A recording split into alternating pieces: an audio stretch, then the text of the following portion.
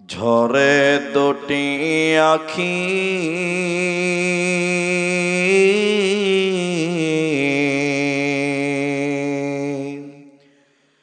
এ বোঝাইলে বুঝিস না মন তুই কোন জঙ্গলের পাখি রে। আজ মন মোর চঞ্চল রে। কাঁচা বাঁশের খাট পালঙ্ক শুকনো পাটের দড়ি এ আত্মীয় স্বজনে মিলে রেখে আসবে আপন বাড়ি রে। আজ মন মোর চঞ্চল রে। কুলের পাতা গরম পানি গোসল করাবে এ গোসল করাইয়া মন তোর কাফন পরাবে রে। আজ মন মোর চঞ্চল রে। কাফন পরাইয়া মন তোর খাটলে তুলিবে এ খাটলে তুলিয়া মন তোর জানাজা পড়াবে রে। আজ মন মোর চঞ্চল রে। জানাজা পড়াইয়া মন তোর কবরে রাখিবে এমন কিরণাকির ফেরেশতা তখনি আসিবে রে। আজ মন মোর চঞ্চল রে। মন কিরণাকির ফেরেশতা তখনি জিগাবে এ রব কি তোমার দিন কি ছিল কারবা দিনে ছিলে রে। আজ মন মোর চঞ্চল রে। মাকান দিবে বেটা রে বেটা এ মাকান দিবে বেটা রে বেটা বোন কান্দিবে ভাই রে এ ঘরের বিবি সেও কান্দিবে আর তো কেহ নাই রে। আজ মন মোর চঞ্চল রে। আজ মন মোর চঞ্চল রে ভাই ঝরে দুটি আখি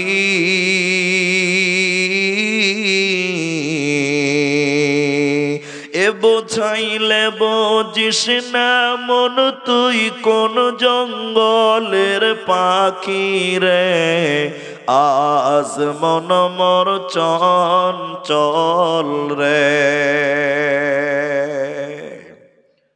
উপস্থিত চলমান সভার যোগ্যতম সভাপতি স্টেজে ওলামায়ে কেরাম অতিথিবৃন্দ সামনে বসে থাকা দিনদার ইমানদার মুমিন ভাই সকল দোয়ার কান্টারি মুরব্বী সমাজ স্নেহের কচি কাঁচা পর্দার অন্তরালে বসে থাকা মুমিনা সলেহা মা ও বোনেরা প্রাণ প্রিয় ডিহি বরজ সাগর দিঘি মুর্শিদাবাদবাসী প্রশংসা সেই মহান মনিবের দরবারে যে আল্লাহ তাবারক ওয়া তাআলা আমাদেরকে গভীর রাত্রিতেও এক মাদ্রাসা কেন্দ্রিক আয়োজিত মাহফিলে বসিয়ে কোরআন এবং হাদিসের আলোচনা করার আপনাদের শ্রবণ করার যিনি তৌফিক ইনায়াত করেছেন সেই মহান মনিবের দরবারে শুকরিয়া আদায় করি। আমরা সকলেই একবার বলি আলহামদুলিল্লাহ। দরুদ ও সালাম বর্ষিত হোক শেরকারে কায়নাত তাজদারে মাদানী নবী কুল শিরোমণি ইমামুল আম্বিয়া নবী মক্কি নবী মাদানী নবী আহমদ নবী মুহাম্মদুর রাসূলুল্লাহ সাল্লাল্লাহু আলাইহি ওয়াসাল্লাম। আল্লাহুম্মা আমিন। আল্লাহুম্মা সাল্লি আলাইহি আল্লাহুম্মা বারিক আলাইহি। মোহতারাম ভাইও, আজিজ ও বুজুর্গ দোস্ত, আমি আমার আলোচ্য বিষয় বলার পূর্বে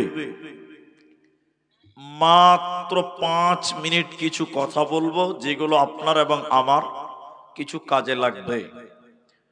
আমি এই মাঠে প্রথম, যদিও অত্র এলাকাতে আমি এসেছি এর আগেও, কিন্তু এই মাঠে আমি প্রথম। যারা আমাকে চেনেন তারা মাশাআল্লাহ আলহামদুলিল্লাহ, যারা চেনেন না সুম্মা আলহামদুলিল্লাহ। কিন্তু আমি রাত গভীর হয়েছে, আমি আপনাদের কিছু কথা জিজ্ঞাসা করব, আপনারা মুখ খুলে উত্তর দেবেন। সবাই বলেন ইনশাআল্লাহ, মাশাআল্লাহ। কারণ আপনি যদি কথা বলেন তাহলে আপনার বুঝতে সুবিধা হবে আর আমাকে বুঝাতে সুবিধা হবে। অনেক জায়গার লোক কথা বলে না। আর মুর্শিদাবাদ নবাবের জেলা, বাঙালি, খাঁটি বাঙালি। এরপরও মানুষ বলে বাঙালি নাকি খুব চালাক, কিন্তু আমি দেখেছি বাঙালি খুব চালাক নয়। মানুষকে কথা বলতে বললে হ্যাঁ না বলতে হয়, তো মানুষ জিভ না হিলিয়ে গোটা মাথায় এরকম করে হিলেছে। আপনি জানেন জিভের ওজন হলো মাত্র 200 গ্রাম, মাথার ওজন 5 কেজি। যে বোকা না হলে মাথা হিলায় জি। তা আমরা সবাই কথা বলবো, বলুন ইনশাআল্লাহ, মাশাআল্লাহ। আজকে আপনাদের সামনে যে বিষয়টি নিয়ে কথা বলবো, ওটা বলার পূর্বে কয়েকটি কথা জিজ্ঞাসা করব। 24 ঘন্টার মধ্যে আসমানের নিচে জমিনের উপরে সবচেয়ে বেশি যে কিতাবটা তেলাওয়াত করা হয়, ওই কিতাবের নাম কি ভাই? কোরআন। সবাই বলুন, কি বললাম? কোরআন। পৃথিবীর বুকে সবচেয়ে বেশি যার বিরুদ্ধে কিতাব লেখা হয়েছে, ওই বইটার নাম হলো কোরআন। কোরআনের বিরুদ্ধে এত বই লেখা হয়েছে, পৃথিবীতে অন্য কোনো বইয়ের বিরুদ্ধে তত কিতাব লেখা হয়নি। এরপরও কোরআনকে দাবানো থামানো সম্ভব হয়নি। এর নাম কোরআন। আমি আপনাদের সামনে শুধুমাত্র কোরআন সম্পর্কে আজকে বক্তব্য রাখবো, অনলি কোরআন। অন্য কোনো দিকে যাব না, শুধুমাত্র কোরআন। 1.5 ঘন্টা হোক, 2 ঘন্টা হোক, 1 ঘন্টা হোক, কোরআনের উপরেই বলছি। আমাদের দেশেও বিভিন্ন ভাবে কোরআনের বিরুদ্ধে চক্রান্ত করছে কি করছে না বলেন? করছে। এই তো এই যুগ রাসূলুল্লাহ সাল্লাল্লাহু আলাইহি সাল্লামের জামানা থেকে এই কোরআনের বিরুদ্ধে লোক ছিল, আজও আছে, ভবিষ্যতেও কোরআনের বিরুদ্ধে লোক থাকবে। তো কিন্তু কোরআন এমন একটি কিতাব, মুসলমানদের জন্য আল্লাহর তরফ থেকে পাওয়া একটা নিয়ামত। কোরআন এমনই একটি কিতাব, মুসলিম নয় মানব জাতির জন্য আল্লাহর তরফ থেকে একটা নিয়ামত। অথচ আমরা মুসলিম, আমরা কোরআন পড়তেও জানি না, আমরা কোরআনের অস্তিত্ব জানি না, কোরআনের হিস্টোরি জানি না, কোরআনের ইতিহাস জানি না, কোরআনের গির্জা জানি না। অথচ মুসলিম হিসেবে আমাদের সর্বপ্রথম কোরআন জানা দরকার, আছে না নাই? সবাই বলুন, আছে না নাই? আছে। আপনি 10 মিনিট টাইম বসে থাকেন, একদম উঠবেন না। 10 মিনিট টাইম আমার দিকে দেখেন তো কোরআনকে প্রশ্ন করেন, কোরআন আমরা তোমার অস্তিত্ব জানতে চাই, তোমার উদ্দেশ্য জানতে চাই, চলেন কোরআনের পরিচয় কোরআনের কাছ থেকে নিব। কোরআনকে জিজ্ঞাসা করবেন, কোরআন আপনাকে আপনার উত্তর দিবে, প্রশ্নের জবাব দিবে। বলুন সুবহানাল্লাহ। কোরআনকে প্রথম প্রশ্ন করেন, কোরআন তুমি কোন জায়গাতে এসেছিলে তুমি বলো। কোরআন আপনার জবাব দিবে। কোরআন বলছে বিসমিল্লাহির রহমানির রহিম লা উকসিমু বিহাযাল বালাদ। কোরআন বলছেন আমি দুইখানা শহর কেন্দ্রিক নাজিল হয়েছে। ওই দুইটি শহর বহরমপুর মালদা নয়, বহরমপুর কলকাতা নয়। ওই দুইটি শহর কোরআনে স্থান পেয়েছে। একটা মক্কা মুকাররমা, অপরটি মদিনা মুনাওয়ারা। কোরআনে যত সূরা আছে কোনটা মক্কাতে কোনটা মদিনাতে এসেছে। কোরআনকে দ্বিতীয় নম্বর প্রশ্ন করেন, কোরআন কোন জায়গা থেকে তুমি মক্কা মদিনায় এসেছিলে তুমি বলো। কোরআন বলছে বাল হুয়া কোরআনুম মাজিদ ফি লাউহিম মাহফুজ।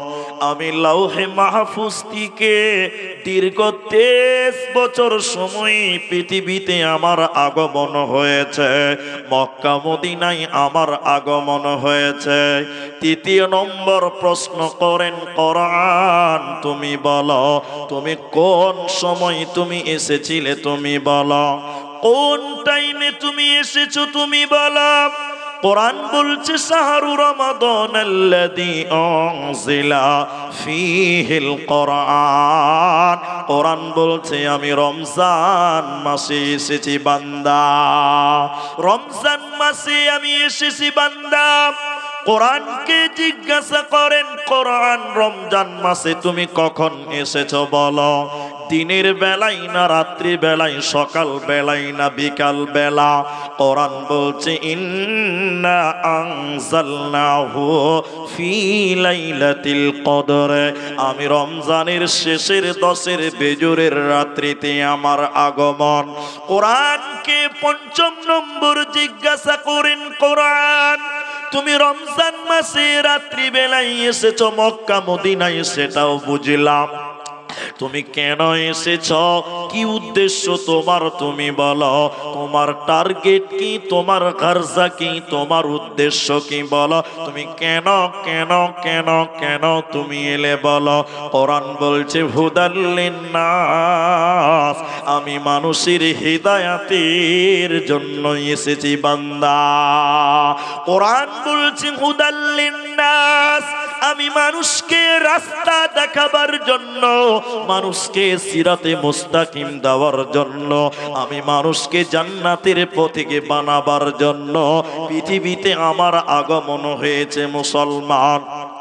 অতএব কোরআন পৃথিবীতে এসেছে কেন, হুদাল লিন্নাস, মানুষের জন্য হিদায়াত। 5টা প্রশ্নের উত্তর দিল কোরআন। একবার বলুন সুবহানাল্লাহ।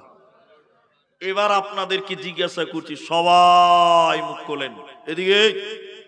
কোরআন পৃথিবীতে এসেছে কেন? আপনারা বলুন কিসের জন্য? হিদায়াতের জন্য। কিন্তু এখানে একটু গন্ডগোল আছে। গন্ডগোল কোন জায়গায় বলুন তো? অনেক মুসলমান কোরআনটা হিদায়াতের কাজে ব্যবহার করে না, তাবিজের কাজে ব্যবহার করে। ঠিক বললাম না? হ্যাঁ না বলেন? তাবিজ ব্যবহার করে না মানুষেরা, কিন্তু কোরআন তাবিজের জন্য না হিদায়াতের জন্য? আর কিছু কিছু লোক আছে আপনাদের মতন সাধারণ মানুষ, কিচ্ছু বুঝে না, খালি মনে করে মুলবিদের তাবিজে খুব পাওয়ার, মনে করে না? অনেক লোক আছে। এই যে এখন পশ্চিমবঙ্গে এই এক পরীক্ষা গেল আর একটা চলছে, মানে মাধ্যমিক গেল উচ্চ মাধ্যমিক চলছে, পশ্চিমবঙ্গের কথা বলছি। তো একটা ছেলের কথা বলছি, আমাদের মতন মুলবির কাছে এসেছে। কেমন মুলবি? আমি তখন ছাত্র, ভালো করে বুঝুন কথাটা, এইটা ডিহি বড় মাদ্রাসা মনে করেন। হেড মুলবির ঘরে বসে আছি, ফার্সি পড়ছি, ফার্সি। ছোট্ট ছেলে তখন, একটা ছেলে মাধ্যমিক পরীক্ষা দিব, ছেলেটা এসে মৌলভী সাহেবকে বলছে, মৌলভীজি। হেডওয়ালা বলছে, কে? বলছে, এটা কাজে এলাম আপনার কাছে। কি কাজে এসছিস? বলছে, মৌলভী সাহেব, আমি মাধ্যমিক পরীক্ষা দিব, আমার পড়া মনে থাকে না, তা আপনি একটা তাবিজ লিখে দেন যেন আমার ব্রেন চাঙ্গা হয়ে যায়, পড়া মনে থাকে। আপনারা বলুন, তাবিজে কোনদিন ব্রেন চাঙ্গা করা যাবে? এটা হ্যাঁ না বলেন? হেড মুলবি বলছে, হবে, 501 টাকা লাগবে। মুখ খুলেন, কয় টাকা বললো? 501 টাকায় যদি ব্রেন চাঙ্গা করা যায়, টাকা দিতে কারো প্রবলেম হবে? 50,000 চাইলেও তো দিবে, দিবে না? তো হ্যাঁ, তাই দিব, লেখেন। এবার আমার দিকে দেখেন, আমার নিজের চোখের দেখার কথা বলছি। আমাদের সামনে তাবিজ লিখছে, আর তালবিলিম কত বদমাশ, ওটা তো ভালো করে জানেন আপনারা। আমরা তালবিলিম কত পাকা, টেঁড়া চোখে দেখছি যে কি লিখছে, ওটা শিখার ব্যাপার আছে। তো দেখছি রিং করে, মুলি সাহেব লিখছে, লেখার পরে ছেলেটা বসে আছে সামনে, হেড মুলবি তাবিজটাকে দুমড়িয়ে দুমড়িয়ে একটা তাবিজে ভরে দিয়ে এরকম করে তাবিজটা আর ছেলের সামনে সাথে এত জোরে ফু দিচ্ছে, তো আমার মনে মনে ভাবছি যে ইংরেজিতে দোয়া টোয়া পড়ছে মনে হয়, এত আওয়াজ কেন হবে? তাবিজটা ফু দেওয়ার পর এখানে বেনে দিয়েছে, 501 টাকা দে। 501 টাকা দিয়েছে। হেড মুলি বলছে, এই আজ থেকে তুই রাত জেগে মন দিয়ে পড়াশোনা করবি, তোর পড়া মনে থাকবে। ও খাপা তাবিজ নিয়ে যে বাড়িতে রাত জেগে জেগে জেগে জেগে মন দিয়ে পড়েছে, মাধ্যমিকে ফার্স্ট ডিভিশনে পাস করেছে। এই খাপা গোটা এলাকাতে বলে বেড়াচ্ছে, আবে হেড মুলবির তাবিজের কি পাওয়ার, ফার্স্ট ডিভিশনে পাস। আচ্ছা আপনারা বলেন, ই কি তাবিজে পাস হলো না মেহনতে পাস হয়েছে? এরা বলে না তাবিজে হলো না মেহনতে হলো? তো এখন আপনাদের মতন কিছু রিংটাল মার্কা লোক আছে, বলছে আবে হেড মুলবির তাবিজের কি পাওয়ার, ফার্স্ট ডিভিশনে পাস। তো লোক মনে করছে আসলেই তো ও তো পড়তেই পারতো না। কিন্তু আসলে তাবিজে কিছু নেই, আছে তোমার মেহনতে। সবাই বলুন ঠিক কিনা, হ্যাঁ না বলেন?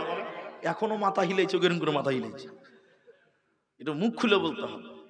তাহলে কোরআন এসেছে কেন? হিদায়াতের জন্য।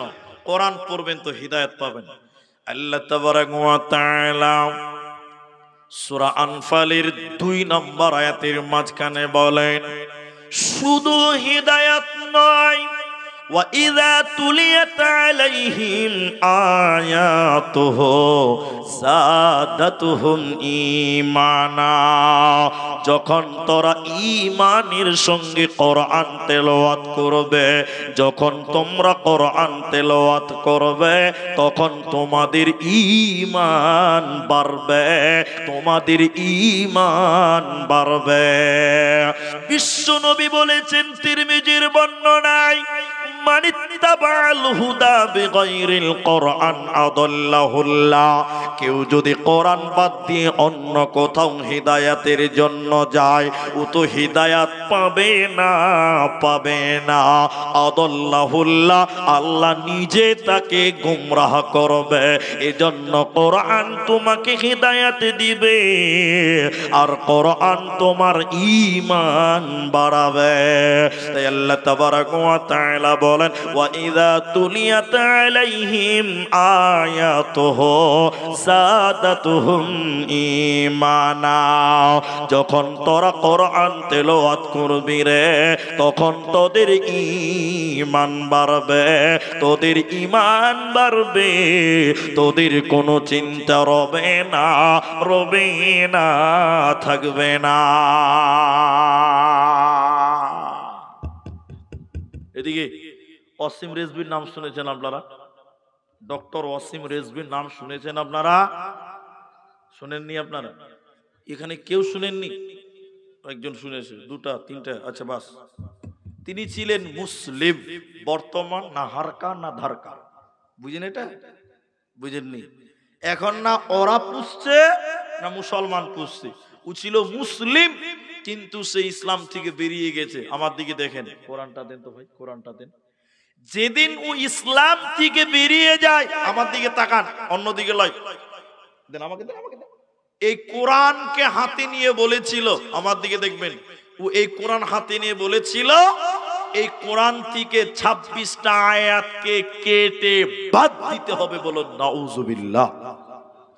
আচ্ছা, এখন আপনাদের কাছে প্রশ্ন, ও বলছে 26টা আয়াতকে বাদ দিতে হবে, তাহলে ও কোরআনটা পড়েছে কি পড়েনি? এদিকে লোক বলে না পড়েছে, পড়েনি? পড়েছে। পড়েছে মানে ও খুব ভালো করেই পড়েছে। তা আল্লাহ বলছে যে কোরআন পড়বি তো ঈমান বাড়বে, তো ওয়াসিম রেজভী কোরআন পড়লো তো ওর ঈমান বাড়লো না কেন? ওর ঈমান বাড়লো না, ওরা বেঈমান হয়ে গেল। ফর এক্সাম্পল দিচ্ছি, এদিকে দেখবেন রাস্তাতে একটা গাড়ি চলে 3 চাকা, কি নাম ওর?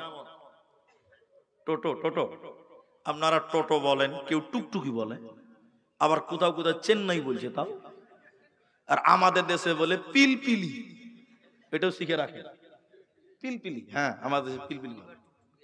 তো সব যত নাম বললাম সব একটাই গাড়ি। তো এদিকে দেখেন, ওই গাড়িটা চলে কিসে বলেন তো? তেলে না ব্যাটারিতে? ব্যাটারিতে। এখন আপনাদের মাদ্রাসার সামনে একটা দোকানি ব্যাটারি চার্জ করে, ওর কাজই ওয়াজ। 12টা ব্যাটারি বারান্দাতে লাগিয়েছে, চার্জ করছে, সন্ধ্যার সময় ডেলিভারি হবে। এক খ্যাপা বুঝেন তো, মোটা হোঁস, ওই খ্যাপা দোকানের সামনে যে ব্যাটারি বড় বড় দেখছে আর বলছে, ও দোকানদার ভাই, এই মোটা মোটা প্লাস্টিক গুলো কি হচ্ছে গো ভাই? কত খ্যাপা ব্যাটারিকে প্লাস্টিক বলছে। দোকানি দেখছে খ্যাপাকে আর কি বুঝাবো রে বেকারণ। দোকানি বলছে, ও খ্যাপা, এই প্লাস্টিকের ভিতরে কারেন্ট ভরছি রে, বাড়িতে আলা জ্বলবে, ফ্যান চলবে। খ্যাপা মাথা চুলকাতে চুলকাতে বলছে, প্লাস্টিকেও কারেন্ট ভরা যায়? তনু খ্যাপা ভাবছে, তাহলে আমার বাড়িটা কেন অন্ধকার থাকবে? যে খ্যাপা বাড়ি চলে গেছে, এত বড় বড় প্লাস্টিকের বয়ম নিয়ে এসছে 12টা, আর বালতি নিয়ে এসছে 2টা। দোকানের সামনে বালতি আর প্লাস্টিকের বয়ম গুলো ঢেকে দিয়ে বলছে, ঢেলে দিয়ে বলছে, দোকানদার ভাই, আমার প্লাস্টিক এখানে কারেন্ট ঢুকিয়ে দাও তো, বাড়িতে আলা জ্বালাবো। আচ্ছা আপনারা বলেন, এর প্লাস্টিকে কারেন্ট ঢুকবে? এরা বলে না ঢুকবে। দোকানি বলছে, তোর প্লাস্টিকে কারেন্ট ঢুকবে না বে। তখন খ্যাপা জামা গোটাইছে, মারবো। তুই বললি একনিকা প্লাস্টিকে কারেন্ট ঢুকছে, আমার বেলায় ঢুকবে না, ফাইজলাম করছে। এখন খ্যাপার ভয়ে দোকানি থরথর করে কাঁপছে, শালা কোথায় মারবি, এর আবার বিচার করার কেউ নাই। খ্যাপার কে বিচার করবে? খ্যাপার যে বিচার করবো আরেক খ্যাপা। এ দোকানি ভয়ে কাঁপছে। এমন সময় একটা লোক বলছে, এই খ্যাপা পাগল, শোন, তোর প্লাস্টিকের বয়মে কারেন্ট ঢুকবে না, দোকানির প্লাস্টিকের ব্যাটারিতে কারেন্ট ঢুকবে কেন? এই দুটিতে বিরাট বড় তফাৎ আছে। দোকানির ব্যাটারি প্লাস্টিকের ভিতরে এসিড আছে, তামা আছে, পানি আছে, ইঞ্জিন আছে, রবার্ট আছে, এরই কারণে তার ভিতরে কারেন্ট ঢুকবে। ওরে খ্যাপা, তোর প্লাস্টিকের বয়মের ভিতরে কিছুই নাই, হাওয়া আছে। কিয়ামত পর্যন্ত তার লাগিয়ে রাখলেও তোর প্লাস্টিকের বয়মে কিন্তু কারেন্ট ঢুকবে না। আল্লাহ কোরআনে বলেছেন, মুমিন যে হবে, যে আল্লাহর কালামকে আল্লাহর কালাম বলে মেনে নিবে, ইমানের সঙ্গে ইয়াকিনের সঙ্গে কোরআন তেলাওয়াত করবে রে, আমার আল্লাহ বলেন, যাদাতুহুম ঈমানা, ওই লোকের ঈমান বাড়বে। আর যে সন্দেহ করে, বেঈমান যদি কোরআন তেলাওয়াত করে, যেমন ওয়াসিম রিজভী সন্দেহ করেছিল, সন্দেহবশত কোরআন তেলাওয়াত করেছিল, ওর ঈমান বাড়বে না, বাড়বে না, বাড়বে না। তাই কোরআন বলছে, শুনে নাও, আমি পৃথিবীতে কেন এলাম, হুদাল লিন্নাস ওয়া বাইয়িনাতিম মিনাল হুদা ওয়াল ফুরকান, আমি মানুষকে রাস্তা দেখাবার জন্য, আমি মানুষকে জান্নাতে দেওয়ার জন্য, মানুষকে হিদায়াত দেওয়ার জন্য পৃথিবীতে এসেছি, এরই নাম কোরআন। আল্লাহ তাবারাক ওয়া তাআলা সূরা বাকারা সূরা নাম্বার 2 পারা নাম্বার 2 রুকু নাম্বার 21 লাইন নাম্বার 12 আয়াত নাম্বার 177 এর মাঝখানে আল্লাহ বলেন, ওয়াল কিতাব, আমার যত কিতাব আছে রে, আল্লাহ বলেন আমার যত কিতাব আছে, ফামানা ওয়াল কুরআন, এই কোরআনের উপরে তোমরা ঈমান আনো, এই কোরআনের উপরে তোমরা ঈমান আনো। যে কোরআনের উপরে ঈমান আনবে না ও জান্নাতে ও যাবে না, পাবে না, পাবে না। যদি কোরআন হাদিস না মানে জীবনে কি হবে গো মৃত্যুর পরে। চার মাযহাবকে ফরজ জেনেছি, এক মাযহাবের আমল করেছি। কোরআন হাদিসের দিকে দেখিনি তো ফিরে কি হবে গো মৃত্যুর পরে। যদি কোরআন হাদিস না মানি জীবনে কি হবে গো মওতের পরে, কি হবে গো মৃত্যুর পরে। আল্লাহ বলেন এই কিতাবের উপরে তোমরা ঈমান আনো। সবাই বলেন, কেউ বাদ যাবেন না। আচ্ছা বলেন তো এই কিতাবে কোনো ভুল আছে? পেছনের লোক বলেন ভুল আছে? নেই, এর নাম কোরআন। এদিকে দেখেন, আমার দিকে খুব নজর রাখেন। এই কোরআনের উপরে ঈমান আনবো কেন? কেন কেন? তার কারণ হলো মক্কার মুশরিকেরা এই কোরআনকে বিশ্বাস করত না। এদিকে দেখেন, মক্কার মুশরিকেরা বলেছিল এটা আল্লাহর নয়, এটা মুহাম্মাদুর রাসূলুল্লাহ সাল্লাল্লাহু আলাইহি সাল্লাম বাড়িতে বসে বসে বানিয়েছে। আচ্ছা আপনারা বলুন তো এই কালামটা কার? সবাই জুড়ে বলুন কার? আল্লাহ। কিন্তু মুশরিকরা বলতো এটা মুহাম্মদ বানিয়েছে। বলুন নাউজুবিল্লাহ। এই জন্য এদিকে দেখেন, এই জন্য নবীকে মুশরিকেরা কাফেররা বলেছিল কবি কবি কবি। কবি কেন বলেছিল? কারণ কোরআনের এত সুন্দর মিল কবি ছাড়া কেউ মিলাতে পারবে না। আপনারা কার নাম শুনেছেন? কবি নজরুলের নাম শুনেছেন, কবি রবীন্দ্রনাথের নাম শুনেছেন, ধীরেন্দ্রনাথের নাম শুনেছেন। ইনাদেরকে কবি বলে। আর কবিতা কাকে বলে? হ্যাঁ, কবিতা কাকে বলে? আতা গাছে তোতা পাখি ডালিম গাছে, ভালোই জানে এরা, এটাকে বলে কবিতা। আর কবি কাদেরকে বলে? নজরুল, রবীন্দ্রনাথ, ধীরেন্দ্রনাথ, আরো আরো আরো ইত্যাদি ইত্যাদি। তো নবীকে কবি বললেন কেন? এদিকে লক্ষ্য করেন, নবীকে কবি বলার অনেক কারণ, তার মধ্যে তিনটা কারণ, একটা দুটা বলবো। এদিকে দেখেন, আমার সঙ্গে বলবেন, আমার সঙ্গে বিসমিল্লাহির রহমানির রহিম। শুনে এদিকে দেখেন, ইন্না আ'তাইনাকাল কাউসার। শেষের অক্ষরটা কি আছে? অক্ষরটা কি আছে? র র র। শেষের অক্ষরটা কি বললাম? র। দ্বিতীয় নম্বর আয়াত শুনেন, ফসল্লি লিরাব্বিকা ওয়ানহার। শেষের অক্ষরটা কি আছে? র। তিন নম্বর আয়াত শুনেন, ইন্না শানিআকা হুয়াল আবতার। শেষে কি আছে? তো সুবহানাল্লাহ বলবেন না? এত সুন্দর মিল। আমি কোরআনের হাফেজ নয়, এরপরেও আপনাকে কবিতা শোনাবো। বিসমিল্লাহির রহমানির রহিম। ওয়াশ-শামসি ওয়া দুহাহা ওয়াল কমারি ইযা তালাহা ওয়ান নাহারি ইযা জাল্লাহা ওয়াল লাইলি ইযা ইয়াগশাহা ওয়াস সামাই ওয়া মা বানাহা ওয়াল আরদি ওয়া মা তাহাহা ওয়া নাফসি ওয়া মা সাওয়াহা ফাআলহামাহা ফুজুরাহা ওয়া তাকওয়াহা। বলুন সুবহানাল্লাহ। সবশেষে হা মক্কার মুশরিকেরা তার কারণে বলেছিল মুহাম্মদ কবি হয়ে গেছে, কবি না হলে এত সুন্দর মিলাতে পারত না। মক্কার মুশরিকেরা বলেছিল এটা আল্লাহর কালাম নয়, এটা নবী মুহাম্মদ বাড়িতে বসে বসে বানিয়েছে। আল্লাহ তাবারাক ওয়া তাআলা মুশরিকদের চ্যালেঞ্জ দিয়ে জবাব চেয়েছে। আল্লাহ কোরআনে চ্যালেঞ্জ দিয়ে বললেন, মুশরিকেরা, হে কাফেরেরা, তোমরা যদি বলো এই কোরআনটা নবী বানিয়েছে, আমি আল্লাহ তোমাদেরকে বলি শুনে নাও, তোমরাও মানুষ নবীও মানুষ, তোমরাও মানুষ নবীও মানুষ। যদি তোমরা বলো নবী মানুষ হয়ে কোরআন বানিয়েছে, তাহলে আমি আল্লাহ বলি তোমরা মানুষ, তোমরা কেন এই কোরআনের মতন একটা কিতাব বানাতে পারো না? ওয়া ইন কুনতুম ফি রাইবিম মিম্মা নাযালনা আলা আবদিনা ফাতু বিসূরাতিম মিন মিথলিহি ওয়াদউ শুহাদা। আল্লাহ তাদেরকে চ্যালেঞ্জ দিয়ে বললেন, শোনো, তোমরাও এই কোরআনের মতন একটা কিতাব বানিয়ে দেখাও। বানাতে হবে না, 30 পারা বানাতে হবে না, সূরা বানাতে হবে না, একটা আয়াত তোমরা বানিয়ে দেখাও। ইন কুনতুম সাদিকিন। পৃথিবীর কেউ কোরআন বানাতে পারেনি, ভবিষ্যতে ও কেউ পারবে না, এরই নাম কোরআন। আল্লাহ তাবারাক ওয়া তাআলা বলেন, ওয়াল কিতাব,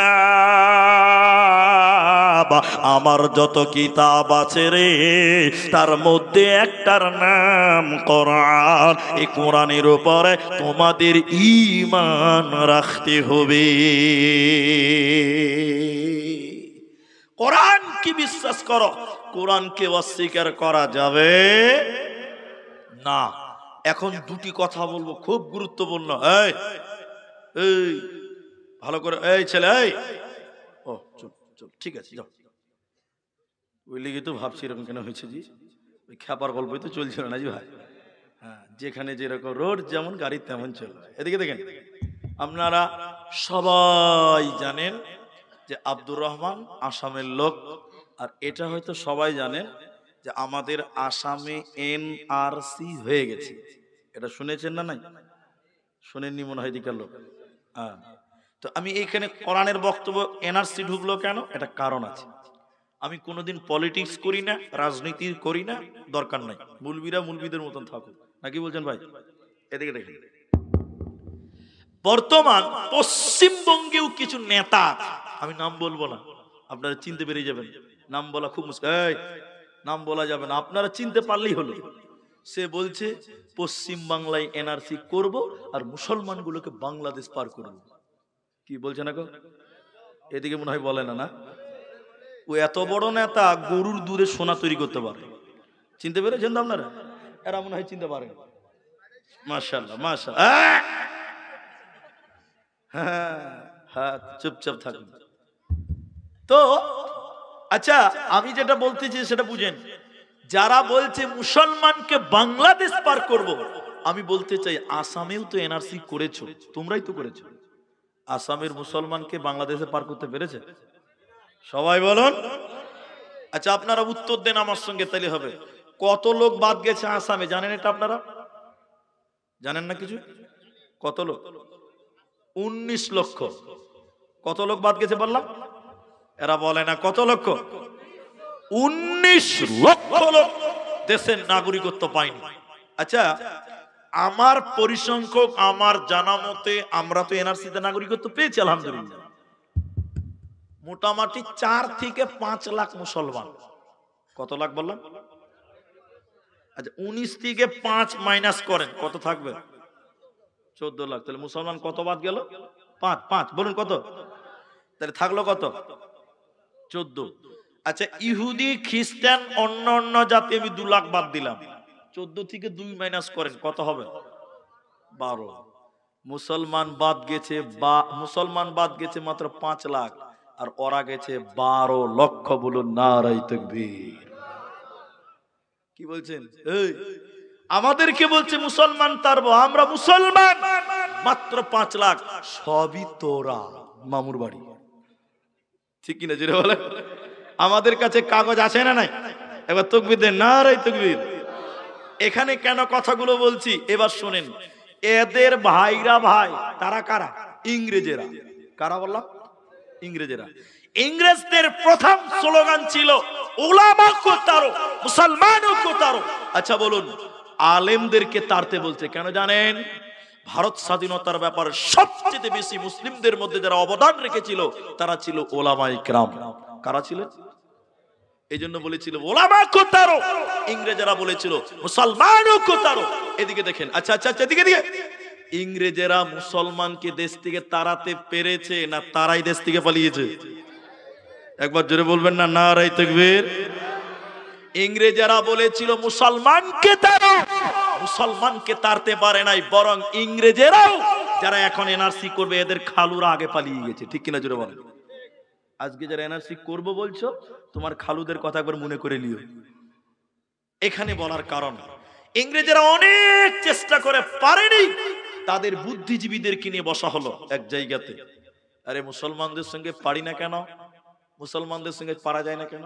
ওদের বুদ্ধিজীবী পণ্ডিতেরা বলেছিল, গবেষণার চিন্তা ভাবনা করে, যতদিন মুসলমানদের কাছে কোরআন থাকবে অতদিন মুসলমানকে বেকানা যাবে না। তখন তারা বলেছিল কোরআন কিনো, পুড়িয়ে দাও, জ্বালিয়ে দাও, ছাড় খাড় করে দাও। যেদিন পৃথিবীতে একটাও কোরআন থাকবে না ওই দিন মুসলমান এমনিতেই কাবু হবে। কথা বলিয়েন না ভাই, আসতে বলে। আচ্ছা বলুন, কোরআনকে মিটাতে পেরেছে? এখন যেটুকু বলছি এটা বানিয়ে বানিয়ে বলছি। এই যে ডিহি বড়, এই যে মাদ্রাসা, এটা বেঈমান, নাস্তিক, ডুপ্লিকেট মাল, খ্রিস্টান, ইংরেজ। এদিকে দেখেন আমার মতন লম্বা পাঞ্জাবি পড়েছে, লম্বা লম্বা দাড়ি, এই ডিহি বড় মাদ্রাসায় চলে এসেছে, এসে বলছে মুলবিজি, হেড মুলবিকে ডাকছে। হেড মুলবি বলছে কে রে, গাধার মতন চিল্লাইছিস? তো বলছে মুলি সাহেব আপনাদের মাদ্রাসায় কোরআন আছে? তো হেড মুলবি বলছে তোর মাথায় গোবর আছে রে খেপা, মাদ্রাসায় কোরআন থাকবে না তো কি থাকবে? জি ভাই কথা বলেন এরা, এখনো মাথা হিলাইছেন আপনি? মাদ্রাসায় কোরআন থাকবে না কি থাকবে? কোরআন থাকবে। হ্যাঁ জি। ও বলছে মুলি সাহেব আপনাদের মাদ্রাসায় কোরআন আছে? তো হেড মুলবি বলছে তোর মাথায় গোবর আছে রে খেপা। আছে কোরআনের জায়গাতে কোরআন থাকবে না? তো এবার ওই বেঈমান বলছি মুলি সাহেব কতটি আছে? বলছে তুমি কতটি লিবে? বলছে যতটি আছে সবটি লিব। তখন কোরআন বিরুদ্ধে আন্দোলন চলছে, তখনই হেড মুলবি বুঝে নিয়েছে ডাল মে কুচ কালা। হেড মুলবি, মুলবি মানুষ, এইটুকু বানিয়ে বুঝে ডিহি বরজের কথা। হেড মাওলানা তিনটা ছেলেকে ডেকেছে, করে আব্দুর রহমান, করে জি মুলি সাহেব, আব্দুল সত্তার, করে জি মাওলানা, জি আব্দুর রহিম, জি মাওলানা সাহেব, দেখতো কোরআন নিতে এসছে, দামি দামি লোক কোরআন নেওয়ার জন্য এসছে। আরে বাবা তোরা তো গোটা গোটা কোরআন মুখস্থ করেছিস, হাফেজরা কোরআন মুখস্থ করে না করে? এবার হেড মাওলানা বলছে আরে আব্দুর রহমান, আব্দুর রহিম রে, করে সত্তার, একলাই তো শোনাতে পারবি কিন্তু ক্লান্ত তো লাগবে। এই আব্দুর রহমান তুই 1 থেকে 10 পারা শোনা, আব্দুর রহিম তুই 11 থেকে 20 পারা শোনা, আব্দুল সত্তার এই 21 থেকে 30 পারা শোনা। তিনটা ছেলে যখন বেঈমানের সামনে বসেছে, বিসমিল্লাহ থেকে শুরু করে যখন মিনাল জিন্নাতি ওয়ান নাস বলেছে, ওই বেঈমান দাঁড়িয়ে সঙ্গে সঙ্গে আলেমকে জড়িয়ে নিয়ে বলছে কালেমা দেন, ঈমান এনে বললেন আল্লাহর কসম করে বলছি আমাদের আলোচনা হয়েছিল কোরআন কিনো, পড়িয়ে দাও, জ্বালিয়ে দাও। যেদিন মুসলমানের কাছে কোরআন থাকবে না সেদিন মুসলমান এমনিতে কাবু হয়ে যাবে। কিন্তু আমি আল্লাহর কসম করে বলছি মুসলমানদের থেকে কোরআনকে আলাদা করা সম্ভব হবে না। তার কারণ হলো মুসলমানেরা কোরআনকে তার আত্মাতে জায়গা দিয়েছে। এই কোরআনকে পড়িয়ে যদি ছারখার করে দাও কোনো প্রবলেম হবে না, মুহূর্তে নতুন কোরআন চেপে যাবে। কারণ পৃথিবীর বুকে লক্ষ লক্ষ কোটি কোটি বিলিয়ন মিলিয়ন কোরআনের হাফেজ আছে, অতএব কোরআনকে মেটানো সম্ভব হবে না। তাই আল্লাহ তাবারাক ওয়া তাআলা বলেন ইন্না নাহনু নাযালনা যিকরা ওয়া ইন্না লাহু লাহাফিযুন। আমি আল্লাহ এই কোরআনকে নাজিল করেছি বান্দা, আল্লাহ বলেন আমি জিকিরকে নাজিল করেছি বান্দা, এই জিকিরের হিফাজতের দায়িত্ব স্বয়ং আমি আল্লাহ নিয়েছি বান্দা। কোরআনকে মিটানো সম্ভব হবে না, হবে না, হবে না। একজন আরবিক বিদ্বান এই রকম কোরআন মানুষকে দেখিয়েছিল, এই রকম কোরআন মানুষকে দেখিয়েছিলেন। একজন আরবিক বিদ্বান এই রকম কোরআনকে দেখানোর পর কোরআনটা বন্ধ করে বলেছিল বলো বলো বলো তোমরা কোরআনটা কেমন দেখলে? সবাই বলেছিল সাদা কাগজে কালো কালিতে লেখা আছে। তিনি রাগান্বিত হয়ে বলেন, বন্ধুরে এই কোরআনটা এই চক্ষু দিয়ে দেখলে হবে না, কোরআনটা ইমানের চক্ষু দিয়ে দেখো। এই কোরআনটা এই চক্ষু দিয়ে দেখলে হবে না, ইমানের চক্ষু দিয়ে কোরআনটা দেখো। এই কোরআনটা কোনো কাগজে নয়, কোরআনটা কোনো কালিতে নয়, বরং এই কোরআনটা শহীদের রক্তের বিনিময়ে এসেছে। এই কোরআনের জন্য কত মা বিধবা হয়েছে, এই কোরআনের জন্য কত বাচ্চা এতিম হয়েছে, কত বোন তার ভাইকে হারিয়েছে। অতএব কোরআনটা বহু জানের বিনিময়ে এসেছে, এই কোরআনকে মিটানো সম্ভব হবে না, হবে না, হবে না। আল্লাহ বলেন ওয়াল কিতাব, আমার কোরআনের উপরে, এই কিতাবের উপরে তোমাদের ঈমান রাখতে হবে। তিনটা কথা, কোরআন পড়লে নেকি, শুনলে নেকি, মানলে নেকি। কটা বললাম? আরো বলি, কোরআনের পেছনে টাকা দিলে নেকি, কোরআনের পেছনে সময় দিলেও নেকি হয়। বলুন সুবহানাল্লাহ। এবার এদিকে দেখেন, হাদিস বলবো একটি আর আয়াত বলবো একটি। এদিকে দেখেন আগে, পৃথিবীতে বিভিন্ন কিতাব আপনি খুঁজবেন, আমার দিকে দেখবেন, কিতাবটা খুলবেন, দেখবেন, এদিকে দেখেন, এদিকে দেখেন, কিতাবের উপরে কিতাবের নাম লেখা থাকে, একটু হ্যাঁ না বলবেন। নিচে দেখবেন লেখকের নাম থাকে, থাকে না?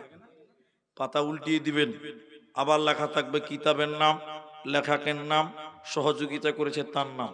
এদিকে লেখা থাকবে কোথায় ছাপা হয়েছে, প্রথম প্রকাশ কত সালে, কত টাকার দাম। এগুলো থাকে কিনা? পাতা উল্টিয়ে দিবেন, দেখবেন লেখা থাকবে সূচিপত্র। সূচিপত্র বুঝেন আশা করি? হ্যাঁ, বাস। এরপরে থাকবে ভূমিকা। ভূমিকা বুঝেন তো? ভূমিকা মানে লেখকের কথা কি বলছে। এদিকে দিকে দিকে লেখক বলছে, হে পাঠক পাঠিকাগণ, আমার বইয়ে যদি কোনো ভুল হয়ে থাকে দয়া করে মাফ করবেন, ধরিয়ে দিবেন। বলে কি বলে না? বলে। আমার বইয়ের কোনো ভাষাতে দুঃখ পেলে, কষ্ট পেলে দয়া করে মাফ করবেন, ক্ষমা করবেন। বলে কি বলে না? টোটাল বইয়ের শুরুতেই ভূমিকাতে লেগেছে ক্ষমা, ক্ষমা, ক্ষমা, ভুল, ভুল, ভুল। কিন্তু সবাই বলুন, সবাই কে বাদ যাবেন না, কোরআনে ক্ষমা চেয়েছে মানুষের কাছে, বলেছে মাফ করে দিও। কোরআন চ্যালেঞ্জ দিয়ে আরম্ভ হয়েছে, লা রাইবা ফি, এই কোরআনে কোনো ভেজাল নাই, কোনো সন্দেহ নাই। বলুন সুবহানাল্লাহ। এর নাম কোরআন। এই কোরআন পড়লেও নেকি, শুনলেও নেকি। এখন কথার মধ্যে কথা, কোরআন পড়লে নেকি, শুনলে নেকি, আছে না নাই? আছে।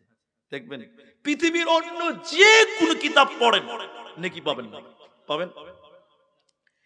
১.৫ লক্ষ টাকা দিয়ে লন্ডন থেকে কিতাব নিয়েছেন, আমার দিকে দেখবেন সারাদিন কিতাবটা এরকম বিন বিন বিন বিন, এটা লয়, এটা লয়, যেটা লন্ডন থেকে নিয়েছে এটা তো কোরআন, সারাদিন বিন বিন বিন বিন করে পড়ছে। আচ্ছা বলুন, জ্ঞান বাড়বে, গ্যারান্টি দেওয়া যাবে না?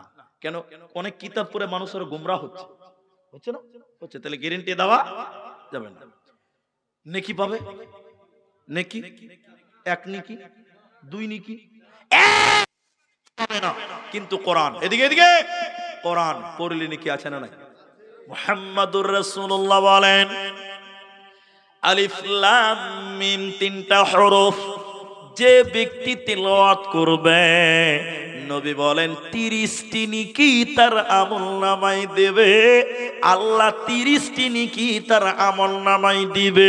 তাহলে কোরআনের প্রতিটি অক্ষরে অক্ষরে 10টা 10টা করে নেকি পাওয়া যায়।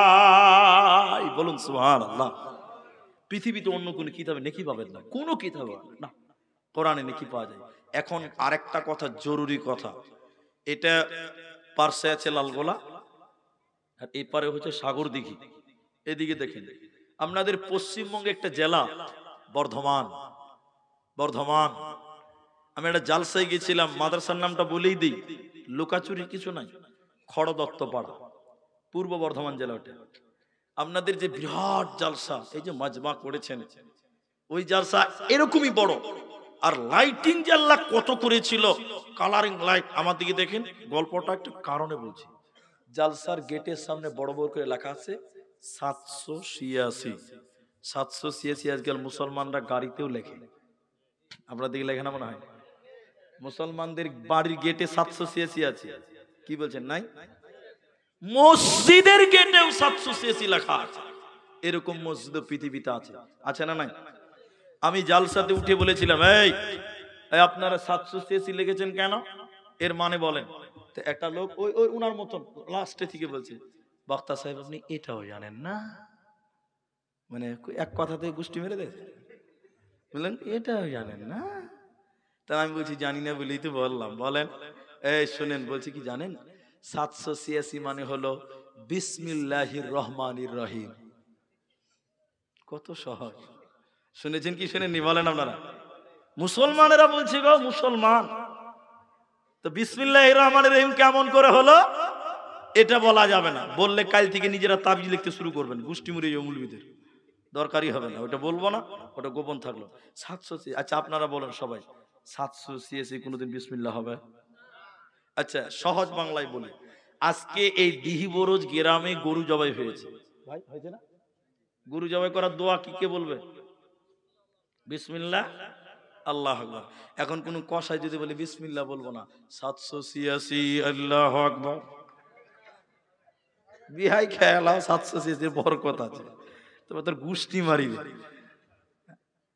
বিসমিল্লাহ কোনদিন 786 হবে না। হবে? জোরে বলেন না। আচ্ছা 786 বিসমিল্লাহ হয়, তাহলে আউযুবিল্লাহর একটা অঙ্ক হবে, ভাই হবে না? না, সূরা ফাতিহারও একটা হবে, কেরা বলে না সূরা নাসের একটা হবে। এবার আমার দিকে দেখেন, এদিকে দেখেন, 786 592 সূরা ফাতিহা চলছে আর কি। সূরা নাস হলো 3071, 220 220 নামাজ হবে। ফেরেশতা যে কোথায় মারবে দেখাতে পারবেন না। হ্যাঁ, কোরআনে সূরা তওবাতে বিসমিল্লাহ নাই, কিন্তু কোরআনের আরেক জায়গাতে আরেক সূরাতে ডবল বিসমিল্লাহ আছে। তাহলে কোরআন সূরা বিসমিল্লাহ হলো কোরআন। কোরআন পড়লে নেকি হবে, প্রতিটা অক্ষরে অক্ষরে নেকি পাওয়া যাবে। নবী বললেন শুনে নাও, কিয়ামতের দিনে দুই জনের সুপারিশ আল্লাহ কবুল করবেন। দুইটি বিষয়ের সুপারিশ আল্লাহ মঞ্জুর করবেন, ওই দুইটির ভিতরে একটার নাম কোরআন। কোরআন কিয়ামতের দিন আল্লাহকে বলবেন, রব্বুল আলামিন তোমার এই বান্দাগুলো কোরআন তেলাওয়াত করেছিল, আল্লাহ তুমি আমার সাক্ষী গ্রহণ করো। আল্লাহ কোরআনের সাক্ষী গ্রহণ করবে আর আল্লাহ আপনাকে ক্ষমা করবে। এজন্য কোরআন তেলাওয়াত করো, কোরআন শুনো। কোরআন শুনলেও নেকি হবে, কোরআন পড়লেও নেকি হবে। এই কোরআন তোমাকে কামিয়াব বানিয়ে দেবে, তোমার কোনো চিন্তা রবে না, রবে না, রবে না। লজ্জা করবেন না, একটা জিনিস আপনাকে দেখাতে চাইছি। যারা কোরআন পড়তে পারেন না, এই যে সামনে রমাদান আসছে, আজকে কত তারিখ ভাই? 25 আর আছে 26 চলছে। এদিকে দেখেন 27 28, আল্লাহ চাইলে 28 তারিখে তারাবি হয়ে যেতে পারে, নাইলে 1 তারিখে তো তারাবি কোনো মাপই হবে না, কারণ শাবান মাস আর ওদিকে মাস 30 গুনতে হবে। তাহলে হয় 28 তারিখে তারাবি, নাহলে 1 তারিখে তারাবি হবেই। এখন যারা কোরআন তেলাওয়াত করতে পারেন না, তাদেরকে একটা কথা বলবো, কোরআন কিছুই জানেন না। অনেক মানুষ আছে না কোরআন পড়তে পারে না, নাই? আচ্ছা কি করবেন?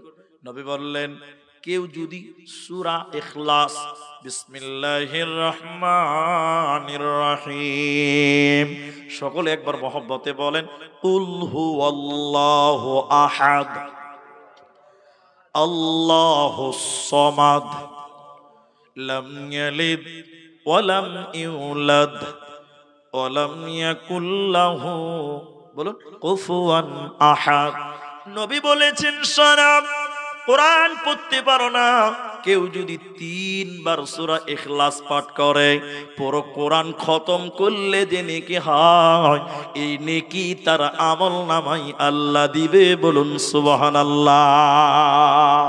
এই জন্য কোরআন এমন একটা কিতাব, আল্লাহ কোরআনে বলেছেন আকিমিস সালাতা লিদুলুকিশ শামসি ইলা ওয়াসাকিল লাইল ওয়া কুরআনাল ফাজর ইন্না কুরআনাল ফাজরি কানাত মাশহুদা। যারা পাঞ্জেগানা নামাজ পড়বে আর সকাল সন্ধ্যা কোরআন তেলাওয়াত করবে, আল্লাহ বলেন কানাত মাশহুদা, কিয়ামতের দিন এই কোরআন তার জন্য সাক্ষী দেবে। ওই লোকের কোনো চিন্তা রবে না যার ব্যাপারে স্বয়ং কোরআন সাক্ষী দেয়। কোরআন পড়বো, কোরআন শুনবো, বলুন ইনশাআল্লাহ। এবার লজ্জা করবেন না, একটু হাত তুলতে হবে ভাই। কারা কারা কোরআন পড়তে পারেন হাত তোলেন, পড়তে পারেন যারা, মাশাআল্লাহ নামান। তাহলে যারা তুললেন না তারা পারেন। আমি অপমান করব না, নাউজুবিল্লাহ আস্তাগফিরুল্লাহ, আমি কাউকে অপমান করার উদ্দেশ্যই নয়। আচ্ছা বলুন, মুসলিম হিসাবে কোরআন শিক্ষা করা দরকার আছে না? আচ্ছা, আমি একটা কথা বলবো এখন, খুব ভালো করে বুঝবেন।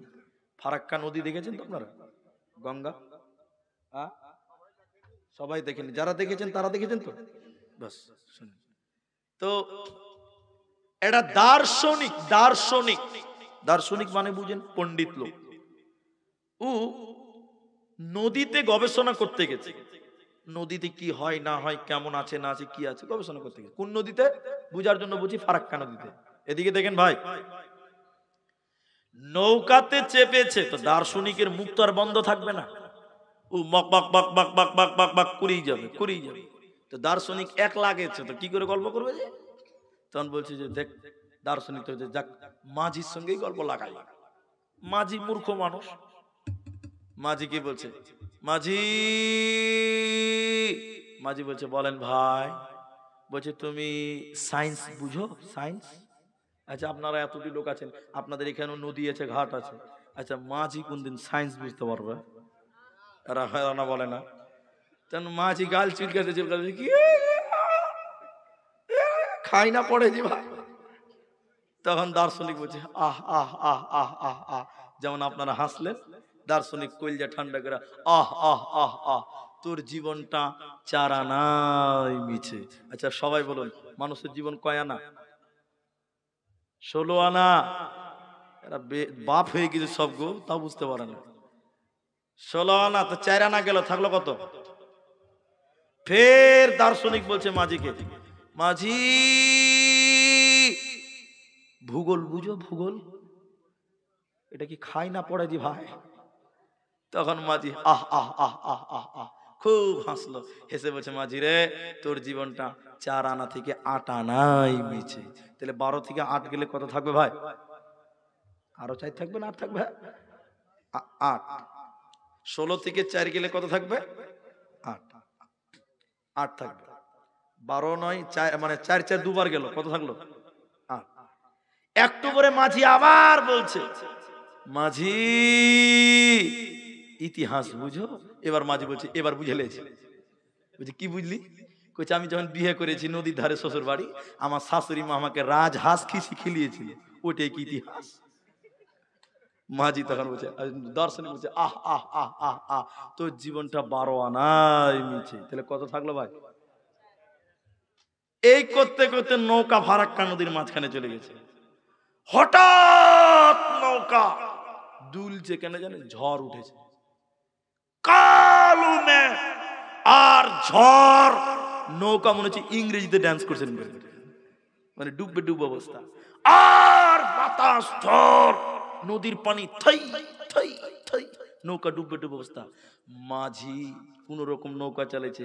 দার্শনিক খুব মজা নিয়েছিল, এই নৌকা ড্যান্স দেখে ওর কলজাখানা গলার কাছে চলেছে ভয়, খুব তো হাসছিল। এবার দার্শনিক মাঝির কানে কানে যেয়ে বলছে, মাঝি নৌকা ডুববে নাকি ভাই? ভয় ঢুকে গেছে। এবার মাঝি জামা গোটাইছে রেং করে, ইতিহাস জানো, আর্টস জানো, সায়েন্স জানো, কমার্স জানো, বিজ্ঞান জানো, ইংরেজি জানো, বাংলা জানো, ভূগোল জানো, এত জানো অত জানো, সাঁতার জানো বাবু? যেই বলেছে সাঁতার জানো বাবু, মাঝি কথা বলতে পারে না, মহিলা টুক করে নৌকাটা ডুবে গেছে। টুক করে নৌকা ডুবে গেছে। মাঝি তো পুরাতন খিলাড়ি, নদীতেই বড় হয়েছে। ও কোন রকম সাঁতার কাটতে কাটতে বাবলার ডালটা ধরেছে। দেখি প্যাসেঞ্জারের খবর নেই, টাকা তো দিলেই না। দেখছে বিনা ভিসা পাসপোর্টে মাল বাংলাদেশ ঢুকছে। যেটা বলছে সেটা শোনেন। দুনিয়াতে আর্টস জানেন, কমার্স জানেন, সায়েন্স জানেন, ভূগোল জানেন, বিজ্ঞান জানেন, ইংরেজি জানেন, বাংলা জানেন, আর কিছু জানেন, যেদিন কিয়ামতের ঝড় উঠবে ফেরেশতারা বলবে মুসলমান কোরআন জানো বাবু। মূর্খ মাঝি সেদিন বলবে আমি কোরআন জানি না বাবু। সেদিন ফেরেশতা বলবে বাবু এখন কেন কাবো? খুব দুনিয়াতে মজা করেছ, খুব মৌলবীদের অপমান করেছো, কমিটিকে দুঃখ দিয়েছো যে মাদ্রাসা করে কি হবে, মাদ্রাসায় টাকা খরচা করে কি হবে, মৌলবীরা কিছু বুঝে না। কমিটিকে অপমান করেছো, মৌলবীদের অপমান করেছো, তালিব ইলমদেরকে তো মানুষই মনে করো নাই। খুব দুনিয়াতে আনন্দ করেছো। এবার কিয়ামতের দিন বলবে কোরআন জানো বাবু। যে কোরআন জানবে না ওর বাঁচার উপায় রবে না। এজন্য মুসলমান কোরআন তুমি তেলাওয়াত করতে শিখো, কোরআন তুমি চর্চা করো, কোরআন শোনো, কোরআন পড়ো, কোরআন মানো, কোরআনের পেছনে টাকা খরচা করো, কোরআনের পেছনে সময় ব্যয় করো।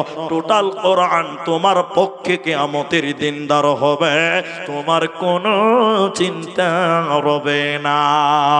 বিশ্ব নবী রমজান মাসে হযরতে জিবরাইল আমিনকে নবীজি কোরআন শোনাতেন। জিবরাইল নবীকে কোরআন শোনাতেন, জিবরাইলকে নবী শোনাতেন, জিবরাইল নবীকে শোনাতেন, উভয়ে কোরআন চর্চা করতেন। আজকের মুসলমান রমজান মাসে কোরআন পড়তে পারে না, কোরআন শুনতেও ভালো লাগে না। তারাবিতে মুলবি সাহেব যদি একটু বেশি লম্বা তেলাওয়াত করে তাহলে তো সর্বনাশ। কি বলছেন ঠিক নয়? যদি একটু বেশি হয়, আমাদের মসজিদে প্রত্যেক দিন 8:45-এ এশারের নামাজ, তারাবির নামাজ সব শেষ। নতুন একটা মুলবি সাহেব এসেছে একদিন, নতুন মুলবি, ও কোনোদিন পড়া শোনেন না। যে কয়টা থেকে চালু হয়েছে ওটা তাও শুনবেন আগে, শোনেন না। এবার 45 শেষ হয়, একদিন নতুন একটা উস্তাজি, উস্তাজি মানে তালবিলিম, তালবিলিমকে ইমাম সাহেব বলছে এই বাবা তুমি তারাবিটা আজকে পড়াও তো। তারাবি ছাত্র, মাদ্রাসা ছাত্র পেয়েছি, ও কি কম শখ? ও একদম জিভ হইরা তেলাওয়াত করছে। 45-এর জায়গায় 47 বাজে। কয় মিনিট বেড়েছে সবাই বলো? যে 8 রাকাত শেষ, কিছু কিছু লোক ঘড়ির দিকে তাকিয়ে বলছে 47। আচ্ছা আপনারা বলেন নামাজ হবে? এরা কথা বলা হবে? রমজান মাস, আরে 2-1 মিনিট বাড়তেই পারে, কিন্তু কোরআন শুনলে নেকি আছে। কি বলছেন? নাই? আলেমদের জিজ্ঞাসা করেন। শুনেলেন নবী বললেন তোমরা কি চাও তোমাদের বাড়িতে 3টি গর্ভধারিণী উট তোমাদের বাড়িতে থাকবে? কে কে চাও? বলো বলো, কে কে চাও? সাহাবীরা বলছে হুজুর এই সুযোগ কে ছাড়বে? সবাই তো চাইবে 3টা উট বাড়িতে থাকুক, বাচ্চা দেওয়া উট। নবী বললেন তোমরা যদি নামাজে 3টি আয়াত তেলাওয়াত করো, 3টি গর্ভধারিণী উটের চাইতে তার মূল্য বেশি। বলুন সুবহানাল্লাহ। কেউ যদি 10টি আয়াত তেলাওয়াত করে, কেউ যদি 100টি আয়াত তেলাওয়াত করে, ওকে অলস বলে গণ্য করা হবে না। ও অলস নয় যে 1000 আয়াত তেলাওয়াত করবে রে, ওকে পুরস্কার প্রাপ্ত লোকদের সঙ্গে শামিল করা হবে, মানে জান্নাতীদের লোকদের সঙ্গে তুলনা করা হবে। হযরতে তামিম আদ-দারি বর্ণনা করেছেন, বিশ্বনবী বলেছেন কেউ যদি কিংবা 1000 আয়াত তেলাওয়াত করে রাতে নামাজের মধ্যে, নবীজি বলছেন সারা রাত নামাজ পড়লে যে নেকি হয় ওই নেকি তার আমল নামায় দেবেন। বলুন সুবহানাল্লাহ। তাহলে কোরআন পড়লে নেকি হবে, চাই নামাজে হোক চাই এমনিতে হোক, কোরআন শুনলেও নেকি হবে। কোরআন শুনে তোমরা বিরক্ত হয়ো না। শেষের বেলায় বলি সবচেয়ে দামি লোককে, সবচেয়ে দামি লোককে যে ইঞ্জিনিয়ার, গবেষক, প্রফেসর, মাস্টার এদেরকে সবচাইতে দামি বলি, ভালো বলি। নবী বলেন খায়রুকুম মান তাআল্লামাল কুরআনা ওয়া আল্লামাহু, সবচাইতে ভালো কে? যে কোরআন শিখে এবং কোরআন শিক্ষা দেয়, এই লোক হলো সবচাইতে ভালো। মানে এদিকে তার মানে হচ্ছে মুলবি সাহেবেরা, তার মানে কারা? কিন্তু সবাই বলেন, সত্য করে বলবেন, মিথ্যা বলবেন না। এখনকার লোকেরা মুলবিকে ভালোবাসছে। এদিকের লোক বললো, ওদিকের লোক বললো না।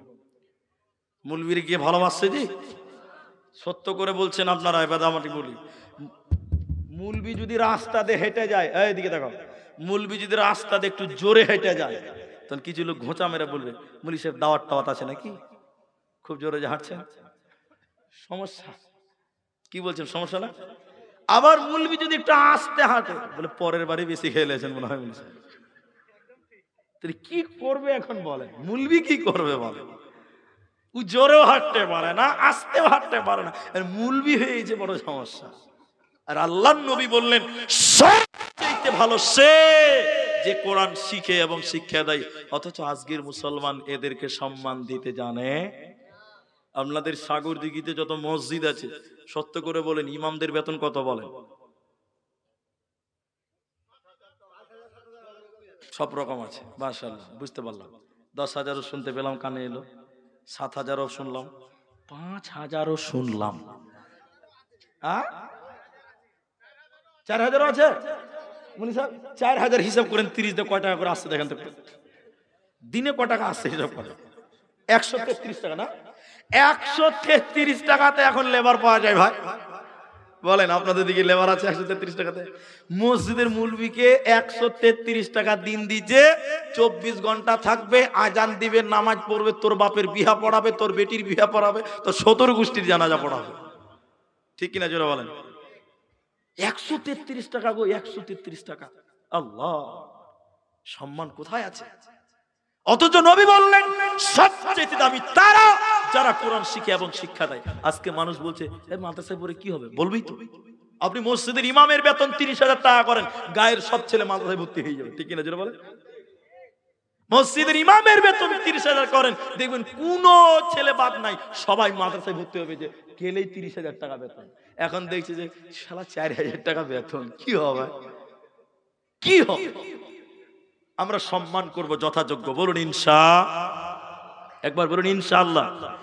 ঈদের দিন ইমামদের খবর নেবেন, আলেমদের সম্মান করবেন। আরে টাকাতেই সব হয় না, তাদের সঙ্গে অন্তত আচরণটাও ভালো করবেন। ঠিক আছে ভাই? ঠিক কিনা জোরে বলুন। 4,000 টাকা বেতন দেয়, জুমার দিন দিয়ে বলছে মুলি সাহেব পেশাবখানাতে তো গন্ধ কেন? আচ্ছা পেশাবখানাতে গন্ধ আসবে না, তা আতরে সেন ভরাবে, ও তো গন্ধই জায়গা। আল্লাহ তাবারাক ওয়া তাআলা, সাহাবীরা তাই বললেন তাআল্লামনাল ঈমান সুম্মা তাআল্লামনাল কুরআন। আমাদের ঈমানের পরে সর্বপ্রথম যেটা দিয়েছে সেটার নাম কোরআন। প্রত্যেকটা মুসলিমের ঘরে ঘরে জীবনের রন্ধে রন্ধে কোরআনের স্পর্শ থাকা চাই, থাকবে, বলুন ইনশাআল্লাহ। আরেকটা বলবো কথা, ভাই উঠে যান না, আল্লাহর রাস্তায় বসেন, চলে কেন যাবেন? আমি যদি এত দূর থেকে আপনার গ্রামে আসতে পারি আর আপনি আমাকে ছেড়ে চলে যাবেন মানে? আর একটা কথা বলি, আমার পরেও বক্তা আছে, আমার পরেও বক্তা, একদম মানে বিশাল বক্তা। সব চ্যাংরাগুলো শেষ, এবার বুড়াদের খেলা চালু হবে। জি, একদম মাদ্রাসার শিক্ষক, সীতারামপুর মাদ্রাসা বসে আছে মুদাসসির সাহেব, আমার পরে আসবে, উঠিয়ে যেন না। এখন তাইলে বলেন বাংলা, ইংরেজি, ইংলিশ এগুলো দরকার আছে না? বদরের যুদ্ধের ঘটনা শুনেন, বিশ্বনবী 70 জন কাফেরকে সাহাবীরা কেটে জাহান্নামে পাঠালো, আর 70 জনকে নিয়ে মসজিদে নববীতে বেঁধে রেখেছে। ইতিহাসটা শুনেন। সাহাবীদেরকে নবী বললেন, সাহাবীরা তোমরা বলো, যাদেরকে মসজিদে বেঁধে রেখেছি এদের বিচার কি করা যায়? ওদের কি বসে বসে খিলাইলে হবে? কি করবে বলো? ওরা যুদ্ধের বন্দী, কাফের, কোরআনের বিরুদ্ধে ছিল, কি করব? এক একজন এক একটা কথা বলছে, শোনো। হযরত ওমর বলেছিলেন, ইয়া রাসূলুল্লাহ, প্রত্যেক কাফেরের হাতে তলোয়ার দেন, নিজের পেটে নিজে তলোয়ার ঢুকিয়ে দিবে, মরে যাক। হযরতে উসমান, হযরতে ওমর অনেকেই কথা বললেন। হযরত আবু বকর বলেছিলেন, ইয়া রাসূলুল্লাহ, এরা সবাই গরিব মানুষ, এদেরকে জরিমানা করা হোক, এরা মুক্তিপণ দিয়ে তারা বিদায় হয়ে যাও। নবীজি বলেছিলেন, হে যুদ্ধের বন্দী কাফেরেরা, তোমরা তোমাদের বাড়ি ঘর খবর পাঠাও, তোমাদের বাড়ির লোকেরা তোমাদের জরিমানা দিয়ে যেন ছাড়িয়ে নিয়ে যায়। কিন্তু অনেকে জরিমানা দিয়ে চলে গেল। অনেক কাফের ছিল যাদের পরনে জামা ভালো ছিল না, গরিব মানুষ, অভাবে ছিল, ওরা আবার জরিমানা কোথায় পাবে? নবীজির বড় জামাই, যেটা হযরতে যায়েনাবের সঙ্গে বিয়ে হয়েছিল, রাসূলের জামাইকে বেঁধে রেখেছে, সে ছিল কাফের। এবার আল্লাহর নবীর বেটি যায়েনাব এই স্বামীকে ছাড়াবার জন্য, নবীজির জামাইকে ছাড়াবার জন্য, রাসূলের বেটি তার গলার হার খুলে দিয়েছিল জরিমানা হিসাবে। যে হার টানা হযরতে খাদিজা রাদিয়াল্লাহু আনহার ছিলেন। নবীজি যখন হারটা হাতে পেল, নবীজি হার দেখে টুকরে টুকরে কেঁদেছিলেন আর বলেছিলেন, এটা আমার খাদিজার হার, এটা আমার খাদিজার হার, যে খাদিজা আমাকে কঠিন বিপদের দিন সহযোগিতা করেছিল। সাহাবীরা বলেছিলেন, হুজুর, এ হার কানা বাইতুল মালে জমা করতে হবে না, এটা আপনি নিজস্ব ভাবে ব্যবহার করুন। নবীজি বলেছিলেন, না না না, এটা জরিমানা হিসাবে এসেছে, এটা আমি ব্যক্তিগতভাবে ব্যবহার করতে পারবো না। অনেক বেঈমান চলে গেল, এখনো কয়েকজন কাফিরকে বেঁধে রেখেছে মসজিদে নববীর খাম্বাতে। এদের জরিমানা দেওয়ার মতন অকাত নাই, এদের কি করা যায়? নবীজি বললেন, এই এই এই এই কাফের বেঈমানেরা, এই কাফের বেঈমানেরা, তোমরা কি করে বাঁচবে বলো? তোমাদের সাথী বন্ধুরা তো চলে গেল, তোমরা যাবে কি করে বলো? নবীজি এবার তাদের বলছে, এই তোমরা কি লেখাপড়া জানো? আচ্ছা, ওরা মুসলমান না কাফের? ওরা কি লেখাপড়া করবে? কোরআন বুঝে? হ্যাঁ, ওরা কোরআন জানবে, তাহলে ওটা মুফাসসির ছিল নাকি? ওরা তো কোরআন জানে না, শরীয়ত জানে না, হাদিস জানে না, অথচ বিশ্বনবী তাদেরকে বললেন, তোমাদের তো জরিমানা নাই, আচ্ছা তোমরা কি লেখাপড়া জানো? ওই কাফেররা বললেন, হুজুর জানি লেখাপড়া। নবীজি জরিমানা করছেন, এদিকে দিকে। নবীজি বললেন, তোমরা আমার সাহাবীদেরকে কিছুদিন লেখাপড়া করিয়ে মুক্তি হয়ে যাও। তাহলে সেটা ছিল দুনিয়াবি শিক্ষা। এই জন্য প্রয়োজনে দুনিয়াবি শিক্ষা করা দরকার আছে। কোরআনের জন্য কি করবেন? অনেক রাত হয়েছে, এই ঘটনাটা খালি শুনেন, একটা ঘটনা শুনেন, কেউ উঠবেন না। আমি পা ধরে বলি, যারা বেটিরা আছেন, বোনেরা আছেন, ভাইয়েরা আছেন, এই ঘটনাটা শুনেন, আপনার ঈমান বাড়বে। বিশ্বনবী অত্যাচারে যখন মক্কা ছেড়ে মদিনা চলে গেল, মক্কাতে একটা ছেলে, ওর নাম ছিল আব্দুল উজ্জা। কি নাম ছিল? উজ্জা। বাবা ছিল না, চাচার কাছে মানুষ হয়েছিল। তার চাচা ছিল বড় লোক, বিশাল পয়সাওয়ালা ছিল। আব্দুল উজ্জা বাপ ছিল না, চাচার মালে সেও বড় লোকই থাকতো। সেই বড় লোক ছিল, সোনা গয়না জমি জায়গার মালিক ছিল। কিন্তু নবীজির ব্যবহার আব্দুল উজ্জার দিলে লেগেছে, ইসলাম ভালো লেগেছে। অপেক্ষা করছে চাচা কখন ইসলাম গ্রহণ করবে, আমি চাচার সঙ্গে ইসলাম গ্রহণ করব। কিন্তু নবীজি যখন মদিনা চলে গেল, আব্দুল উজ্জা আর থাকতে পারল না, চাচাও ইসলাম গ্রহণ করে না। আব্দুল উজ্জা একদিন নবীজির আব্দুল উজ্জা একদিন চাচার সামনে দিয়ে বললেন, চাচা যান, আপনি ঈমান আনবেন কি বলেন? আব্দুল উজ্জার চাচা বলছে, না আমি ঈমান আনব না। এবার আব্দুল উজ্জা বলছে, চাচা আমি মদিনা চললাম, আমি নবীজির কাছে ঈমান আনতে চললাম। ভাইরা আমার, মায়েরা আমার, আব্দুল উজ্জার চাচা তখন বলেছিল, ও বেটা ভাতিজা শুনে নাও, তুমি যদি আমার কাছ থেকে চলে যাও, নবীর কাছে যাও, তাহলে তোমাকে আমি যা দিয়েছি সোনা দানা জমি জামা টাকা পয়সা সব কিছু আমাকে ফেরত দিয়ে তোমাকে যেতে হবে, আমার কোনো কিছুই দেব না। এদিকে শোনেন, আব্দুল উজ্জা হাতের ঘড়ি খুঁজতে লাগলো, জমির দলিল দিয়ে দিল, সোনা খুলে দিল, সোনা দিল, চাঁদি দিল, যা ছিল দিয়ে দিল। এবার চলে যাবে। আব্দুল উজ্জার চাচা বলছেন, আব্দুল উজ্জা রে, এগুলোই নয়, তোমার শরীরে যে জামা কাপড় আছে ওই জামাটা আমার টাকার কিনা, তোমার শরীরে যে পায়জামা লুঙ্গি আছে ওটাও আমার টাকা দিয়ে কিনা আছে রে ভাতিজা রে। যদি তুমি ইসলাম গ্রহণ করবে, আমার দেওয়া টাকার চাদর, আমার দেওয়া আমার টাকার লুঙ্গি খুলে দিয়ে যেতে হবে, তোমাকে কিচ্ছু নিয়ে যেতে দেব না। লম্বা ইতিহাস শুনেন। আব্দুল উজ্জা চিন্তিত হয়ে কাঁদতে লাগলেন, উলঙ্গ হব কিনা। মনে মনে ভাবলেন, আল্লাহ তুমি পাক, তুমি পবিত্র, তাই তুমি আমাকেও পবিত্র করতে চাইছো। আব্দুল উজ্জা চিন্তা ভাবনা না করে টান দিয়ে লুঙ্গি খুলে দিল। যুবক ছেলে উলঙ্গ হয়ে গেল, ল্যাংটা হয়ে বিবস্ত্র হয়ে গেল। কাঁদতে কাঁদতে ল্যাংটা হয়ে যুবক ছেলে তার মায়ের দরজায় আওয়াজ করছে। মা যুবক ছেলেকে ল্যাংটা দেখে মুখ ঢেকে চুপ ঢেকে বলছে, বেটা তোমার এই অবস্থা কেন? এবার মা ঘটনা শুনলেন বেটার কাছে। মা বলছে, বেটা আমার কাছে এসেছো কেন?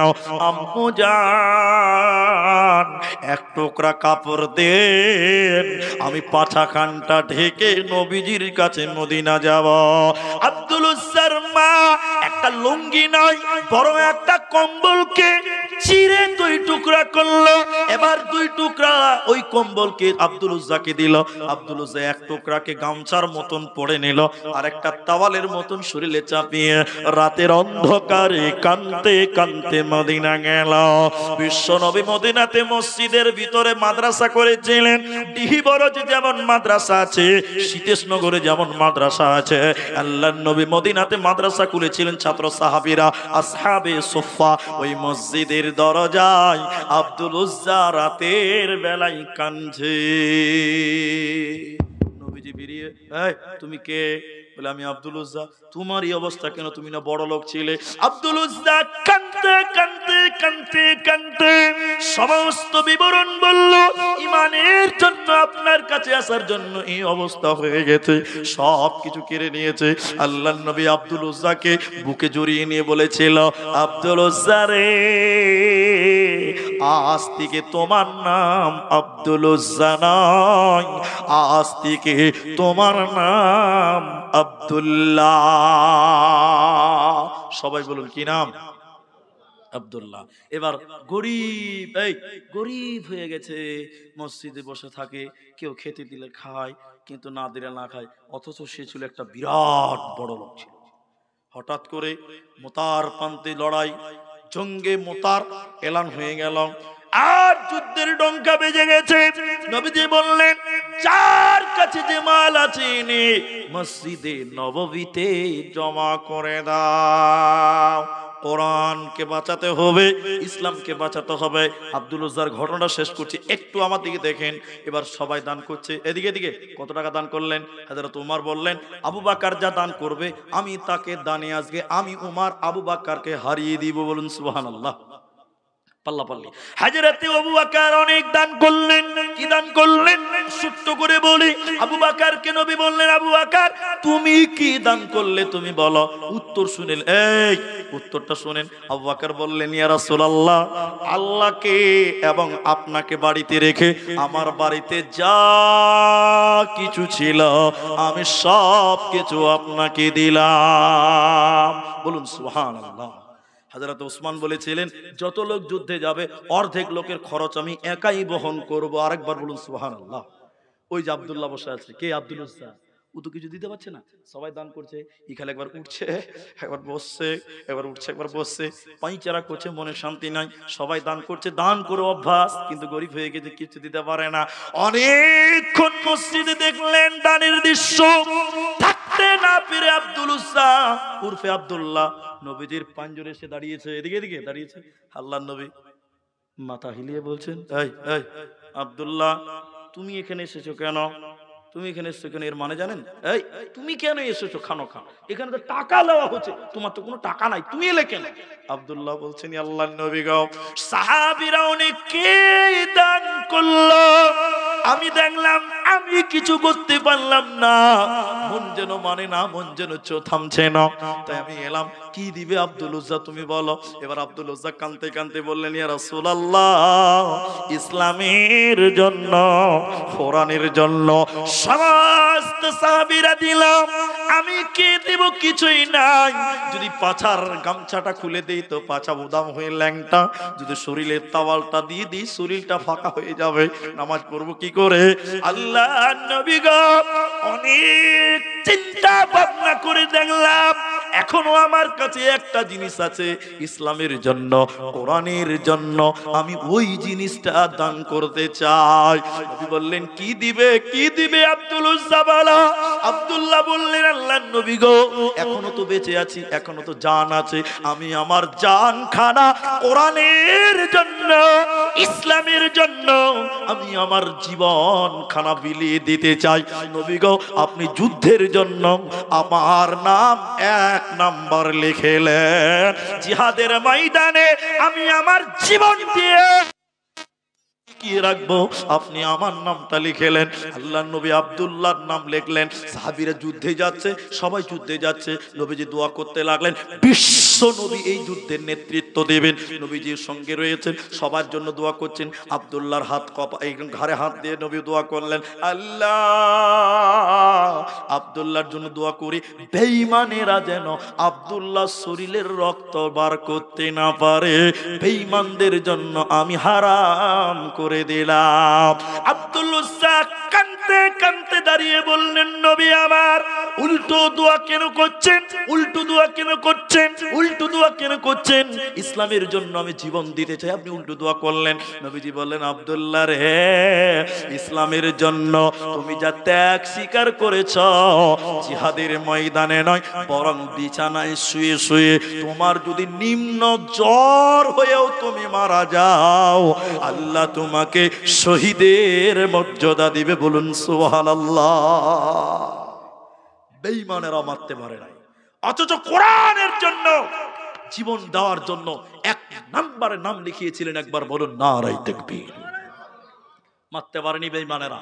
হঠাৎ করে জ্বর, শেষ পরিণতটা খালি বলছি, হঠাৎ করে জ্বর, তার মানে নবীর দোয়া কবুল হয়ে গেছে। বলুন সুবহানাল্লাহ। কালো জ্বর, কালো জ্বরে বিছানায় ধরে গেল, অন্ধকার রাত, হযরতে আব্দুল্লাহ উরফে আব্দুল উজ্জা এই জ্বরের কারণে তিনি দুনিয়া ছেড়ে ইন্তেকাল করে পৃথিবী থেকে বিদায় হয়ে গেল। এর জানাজাতে কে ইমাম? আব্দুল্লাহর জানাজার ইমামকে স্বয়ং বিশ্ব নবী আব্দুল্লাহর জানাজার ইমাম। এবার একটা মশাল, মশাল বুঝেন তো? মশাল, আগুন ধরিয়েছে, অন্ধকার, কারেন্ট ছিল না। হযরতে বেলালকে বলছে, বেলাল রে, তুমি আলা দেখাও। সাহাবীরা সবাই আব্দুল্লাহকে দাফন করবে, মাটি দেবে। হযরতে বেলাল আলো ধরে আছে, লাইট মানে আগুন, সবাই যাচ্ছে কবর দেওয়ার জন্য। কবরের ভিতর থেকে আওয়াজ বের হচ্ছে, ও নবীর সাহাবীরা, তোমরা তোমাদের ভাই আব্দুল্লাহ আব্দুল উজ্জাকে কষ্ট দিয়ে কবরে নামায় না। কবরের ভিতর থেকে আওয়াজ। হযরত আব্দুল্লাহ ইবনে মাসউদ এবং হযরত বেলাল অবাক হয়ে বললেন, আমাদের গলার আওয়াজটা যেন চিনা চিনা চিনা চিনা মনে হলো।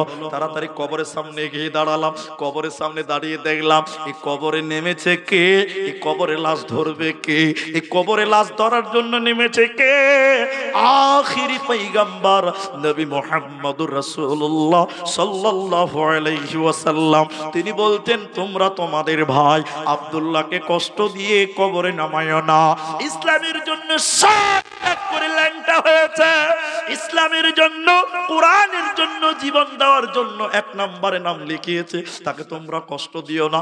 দাফন কাফন কমপ্লিট হলো, বিশ্ব নবী বলছেন, আল্লাহ আজ সন্ধ্যা পর্যন্ত আব্দুল্লাহর উপরে আমি রাজি ছিলাম, আল্লাহ তুমিও আব্দুল্লাহর প্রতি রাজি হয়ে যাও।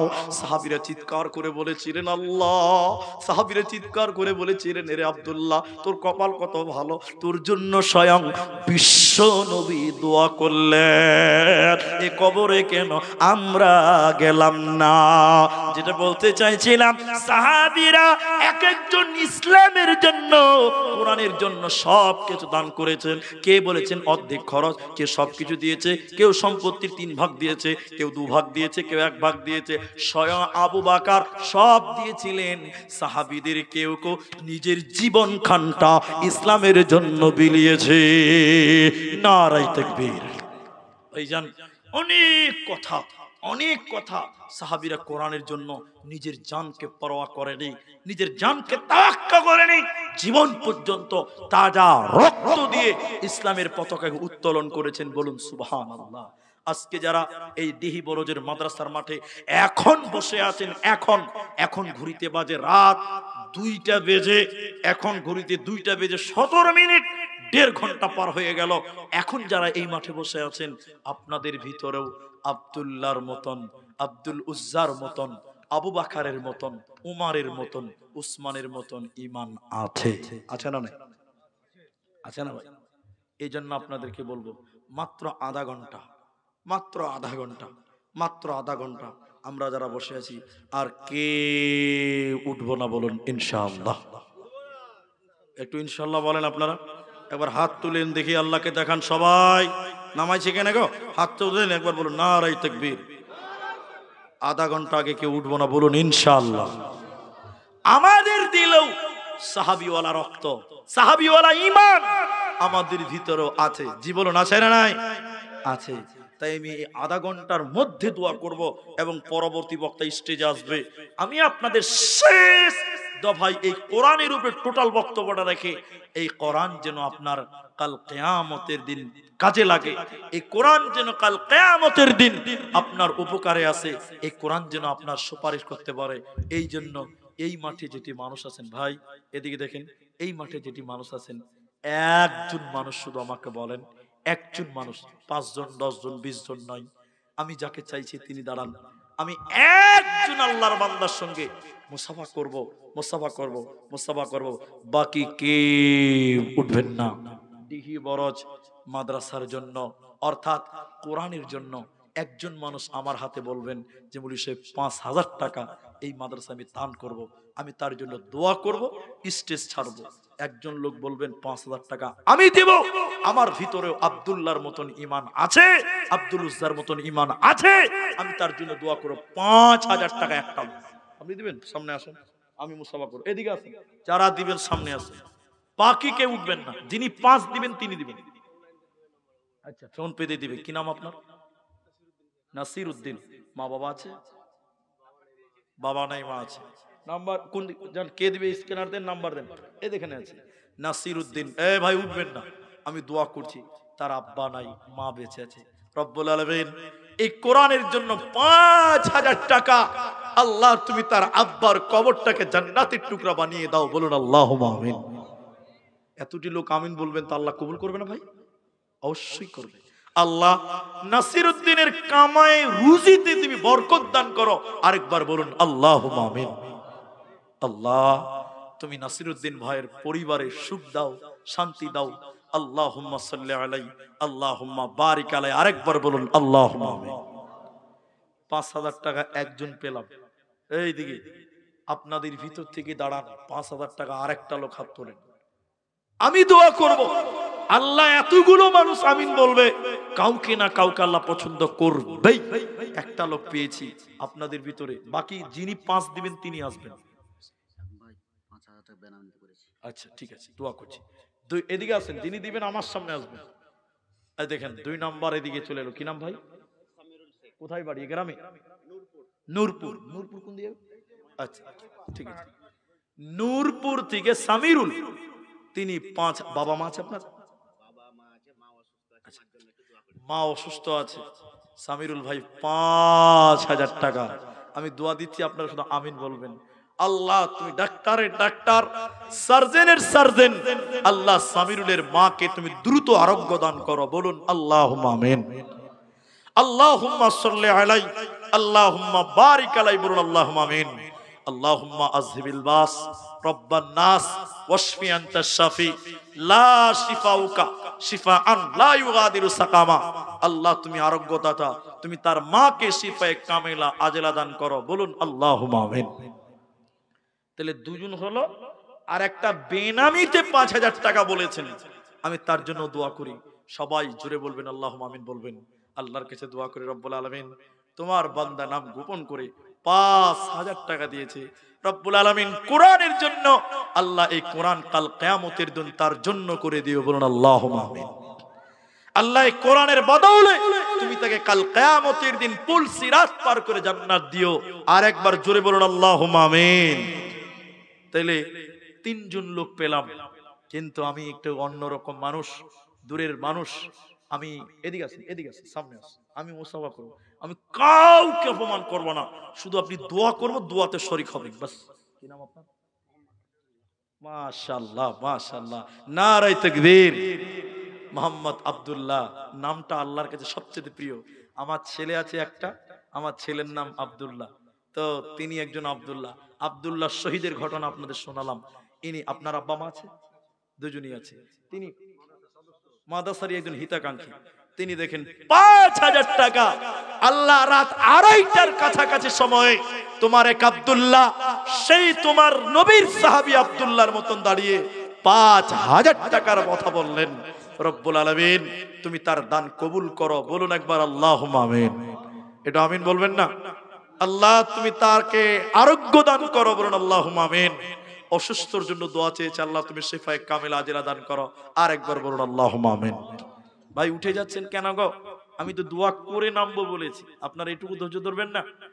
কোরআনের জন্য এইটুকু ধৈর্য ধরেন, এটা মাদ্রাসার জালসা। আমি আপনাদের দোয়া করে নামবো, আমাকে বলতে হয় না, আমরা সব বুঝি। ভাইজান 4টা লোক পেলাম, আপনি দেবেন? এদিকে আছে, যিনি দিবেন আমার সামনে মুসাফা করবো আমি। এরা চাইনি, আমি চেয়েছি এই মাদ্রাসার জন্য। মাশাআল্লাহ। কি নাম আপনার? আবুল কালাম। মা বাবা আছে আপনার? ইন্তিকাল। 5,000 টাকা লিখে দেন। আবুল কালাম। কতটি? আল্লাহু আকবার। 1,500 ইটের দাম কত হবে? 14,000 টাকা। তিনি দিচ্ছেন, আবুল কালাম 1,500 ইট তিনি মাদ্রাসায় দেবেন। রব্বুল আলামিন এই দান, এই ইট কাল কিয়ামতের দিন জান্নাতে ঘরের জন্য ব্যবহার করিয়ে, বলুন আল্লাহুম্মা আমিন। আল্লাহ এই জান্নাতের বাগান মাদ্রাসা কাল কিয়ামতের দিন ইনার সুপারিশের জন্য কবুল করে নাও, বলুন আল্লাহুম্মা আমিন। আল্লাহুম্মা। তাহলে 4টা লোক পেয়েছি 5,000, ইনি দিলেন 1,500 ইটের দাম, আর একটা লোক দেন 5,000 টাকা। 5,000 আর একটা লোক দেন, 5 জন পূর্ণ হবে। সবাই মুখ খুলে বলেন, আল্লাহ নামাজ ফরজ করেছে আমাদের উপরে কয় ওয়াক্ত? ইসলামের বুনিয়াদ কটা? কলেমা কটা? সব যদি 5 টাকা চেয়েছি, 5 পেয়েছি 4 জন, আর একটা যুবক, কোন ইয়ং কোন বন্ধু আর 1 টাকা বলেন, বাস আমি দুয়ার দিকে যাব। বলুন কিনা আল্লাহর বান্দা? 2 জন মনে হয় দাঁড় হলো নাকি গো? আসুন, একটা বোনাস হবে ইনশাআল্লাহ। আমি তো নেমে গেছি নাকি? কি নাম আপনার? মুর্তুজা। বাড়ি কোথায়? জঙ্গিপুর। আচ্ছা, আপনি ওইদিকে যান, আপনি ওইদিকে যান, আপনার ফোন নাম্বার দিবেন, অ্যাড্রেস দিবেন। আমার ভাই তিনি কাবিলপুর, তিনি কি নাম বলেন ভাই? মুর্তুজা। তেনার আব্বা মারা গেছেন। একটু দাঁড়ান ভাই, হ্যাঁ একটু দাঁড়ান। আল্লাহ এই মুর্তুজার বাবার কবরটাকে তুমি জান্নাতের বাগান বানাও, বলুন আল্লাহুম্মা আমিন। আল্লাহুম্মা গফির লাহু ওয়ারহামহু। রব্বুল আলামিন গভীর রাত্রিতে বাপের জন্য সন্তান দান করলেন 5,000 টাকা। রব্বুল আলামিন বাপের জীবনের গুনাহ খাতা তুমি মাফ করে দাও, বলুন আল্লাহুম্মা আমিন। আল্লাহু আকবার। কি নাম আপনার? রফিকুল। রফিক মানে দোস্ত। তো রফিকুল ইসলাম, ইসলামের বন্ধু, ইসলামের দোস্ত। তিনি, আপনার মা বাবা আছে? মা নাই। আপন জেন চাই, মা ছাড়া পৃথিবীতে আপন কে আছে? রফিকুল মায়ের জন্য 5,000 টাকা আল্লাহু আকবার, তাকবীর দেন, নারায়ে তাকবীর। আল্লাহ, তোমার এই বান্দা তার মায়ের জন্য 5000 টাকা, রব্বুল আলামিন তুমি তার মাকে মাফ করে দাও, বলুন আল্লাহুম্মা আমিন। আল্লাহ, জানি না কবরে কোন হালাতে আছে, এই দানের বদৌলতে মায়ের কবরটাকে তুমি নূরে মনোয়ার করো, বলুন আল্লাহুম্মা আমিন। আল্লাহ, কবরটাকে প্রশস্ত করো, বলুন আল্লাহুম্মা আমিন। নবীজি বলছেন, আওয়ালাদুন সলিহুন ইয়াদউ লাহু, নেক সন্তান যদি মায়ের জন্য বাপের জন্য দোয়া করে, এই দোয়া আল্লাহ কবুল করে, বলুন সুবহানাল্লাহ। তাহলে 5 জন হয়ে গেল, 5 জন হয়ে গেল। এখনো দেখেন 2:30 বাজেনি, 5 মিনিট বাকি আছে এখনো। আপনাদের কাছ থেকে আমি 5 জনের জায়গায় 6 জন পেলাম, 5 মিনিট টাইম বাকি আছে। আপনারা যেটি মানুষ আছেন, আপনারা একটু মুখ খুলে বলেন তো, জান্নাতের গেট কটা ভাই? মাশাআল্লাহ, জান্নাতের গেট কটা ভাই? 8টা। 6 জন হয়ে গেছে, 6টা দরজা হয়ে গেল। জান্নাতের 6টা দরজা পূর্ণ হলো, আর 2টা বাকি আছে। 5 মিনিট আপনাদের কাছে আবেদন করব, 5 মিনিট। আর কেউ পারবেন? যদি পারেন তো মাত্র 5000 টাকা জান্নাতের 8টা দরজা খুলবেন। এখানে অনেক যুবক আছেন যে বাড়িতে যে মা মা বলে চিল্লিয়ে মরে গেলে মা বলবে না, বেটা কি হয়েছে বল, মা জান কবরে চলে গেছে। আরে বাপ কষ্ট করে মানুষ করেছে, সেই বাপ কবরে চলে গেছে। মা স্তনে দুধ পান করিয়েছে, সেই মা কবরে অন্ধকার ঘরে আছে। সেই মায়ের জন্য দেবেন 5000 টাকা। 2টি লোক দিন। আমি 5 জন চেয়েছিলাম, 6 জন হয়েছে, এখন আমি 8 জন চাই। 8টা দরজা জান্নাতের। আর কেউ পারবেন? আর একটা দেন, দেখেন আপনার দেখে আর কেউ দাঁড়াবে। আর 2 জন, মাত্র 5000 টাকা করে দেন। জান্নাতের 8টা দরজা খোলার প্রয়োজন আছে। আল্লাহর কোন বান্দা হাত তুলতে পারবেন ভাই? এই দিঘি বরজ, এই সাগর দিঘি, লালগোলা, এই অত্র এলাকার যে ভাইরা আছেন, মা যার নাই, বাপ যার নেই, দাদি যার নেই, নানি যার নাই, 5000 টাকার আবেদন আপনাদের কাছ থেকে আর 2 জনের কাছে রাখলাম। জানি না কোনো ভাই পারবেন কিনা। যদি পারেন এই 5 মিনিটের ভিতরে কোরআনের জন্য, আল্লাহকে রাজি করার জন্য দেবেন। আর একটা লোককে হাত তুলবেন না ভাই? আল্লাহু আকবার। 5 জন পেলাম, আর একবার বেনা গো। দেখি জান্নাতের 8টা দরজা যদি পূরণ করা যায়, তাই আমি 2:30টার মধ্যে আপনাদের কাছে চাইছি, বলুন যদি কোন আল্লাহর বান্দা দেবেন। মসজিদ, মাদ্রাসা এগুলো আল্লাহর কালামের জায়গা। মসজিদ আল্লাহর ইবাদত হয়, মাদ্রাসায় আল্লাহর কালাম চর্চা করা হয়। এখন যদি নাই, পরে দেন, শুধু নামটা বলেন যে আমি দিব, জান নামটা বলেন যে আমি দিব। আল্লাহ দানের বদৌলতে আপনার মায়ের কবরটাকে জান্নাত বানাবেন, বলুন সুবহানাল্লাহ। নাই আর কেউ নাই? যুবকেরা কোথায়, তরুণরা কোথায়? যদি বলেন না পারবো না, যদি বলেন পারবো না, কিন্তু আমার আবেদন থাকলো, দাবি থাকলো, কারণ কোরআনকে আমরা ভালোবাসি।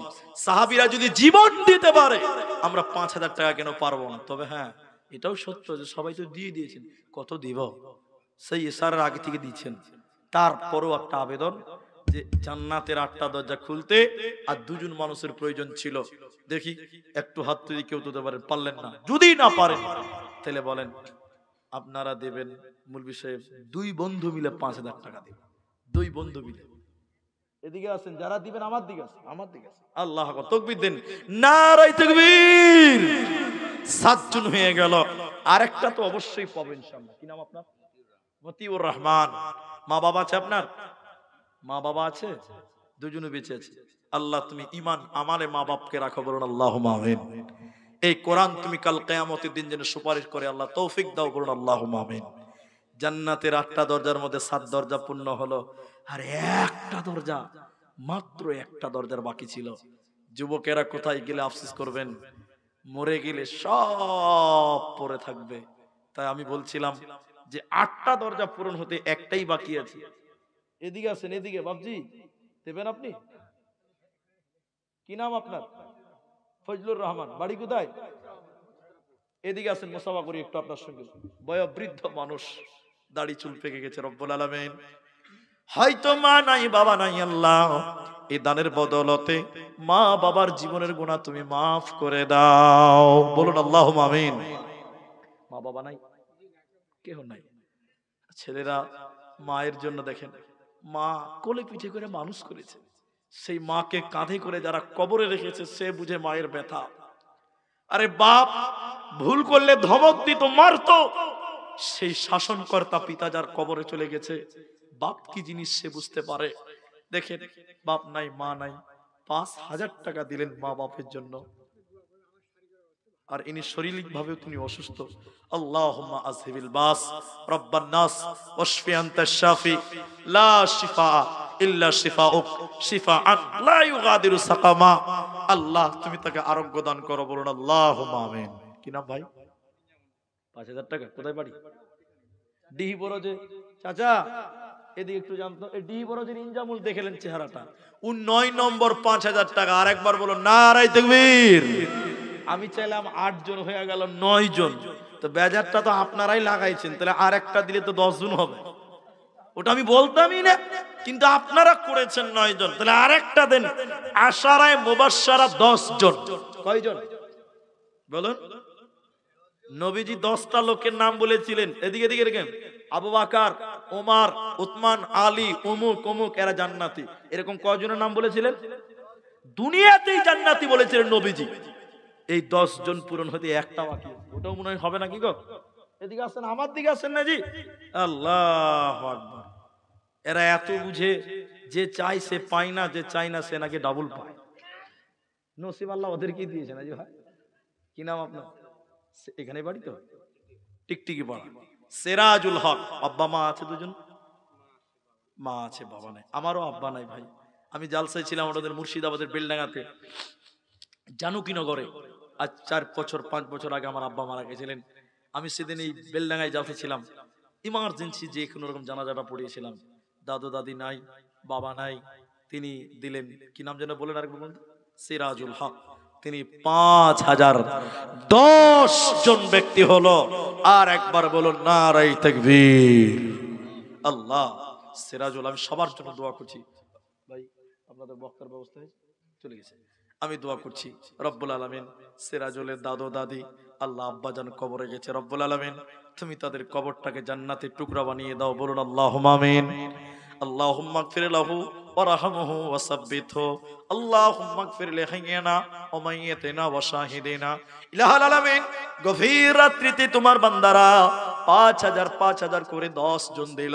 আল্লাহ তাআলা একজন 1,500 ইটের দাম দিয়েছে। রব্বুল আলামিন তুমি সবার দান তুমি কবুল করে নাও। তাহলে বক্তা আসতে যতক্ষণ, আমি দোয়া করে নামতে ততক্ষণ। তার আগে আমি সব জায়গায় লাস্টে উঠি, আমার একটা ক্যাপাসিটি আলাদা, কিন্তু আমার পরে বক্তা আছে, ওই পথে আমি হাঁটবো না। আমি আপনাদেরকে বলতে চাই, 10 জন দিলেন 5,000, 10টা লোক যদি 1,000 টাকা করে দিতেন কত ভালো লাগতো বলেন?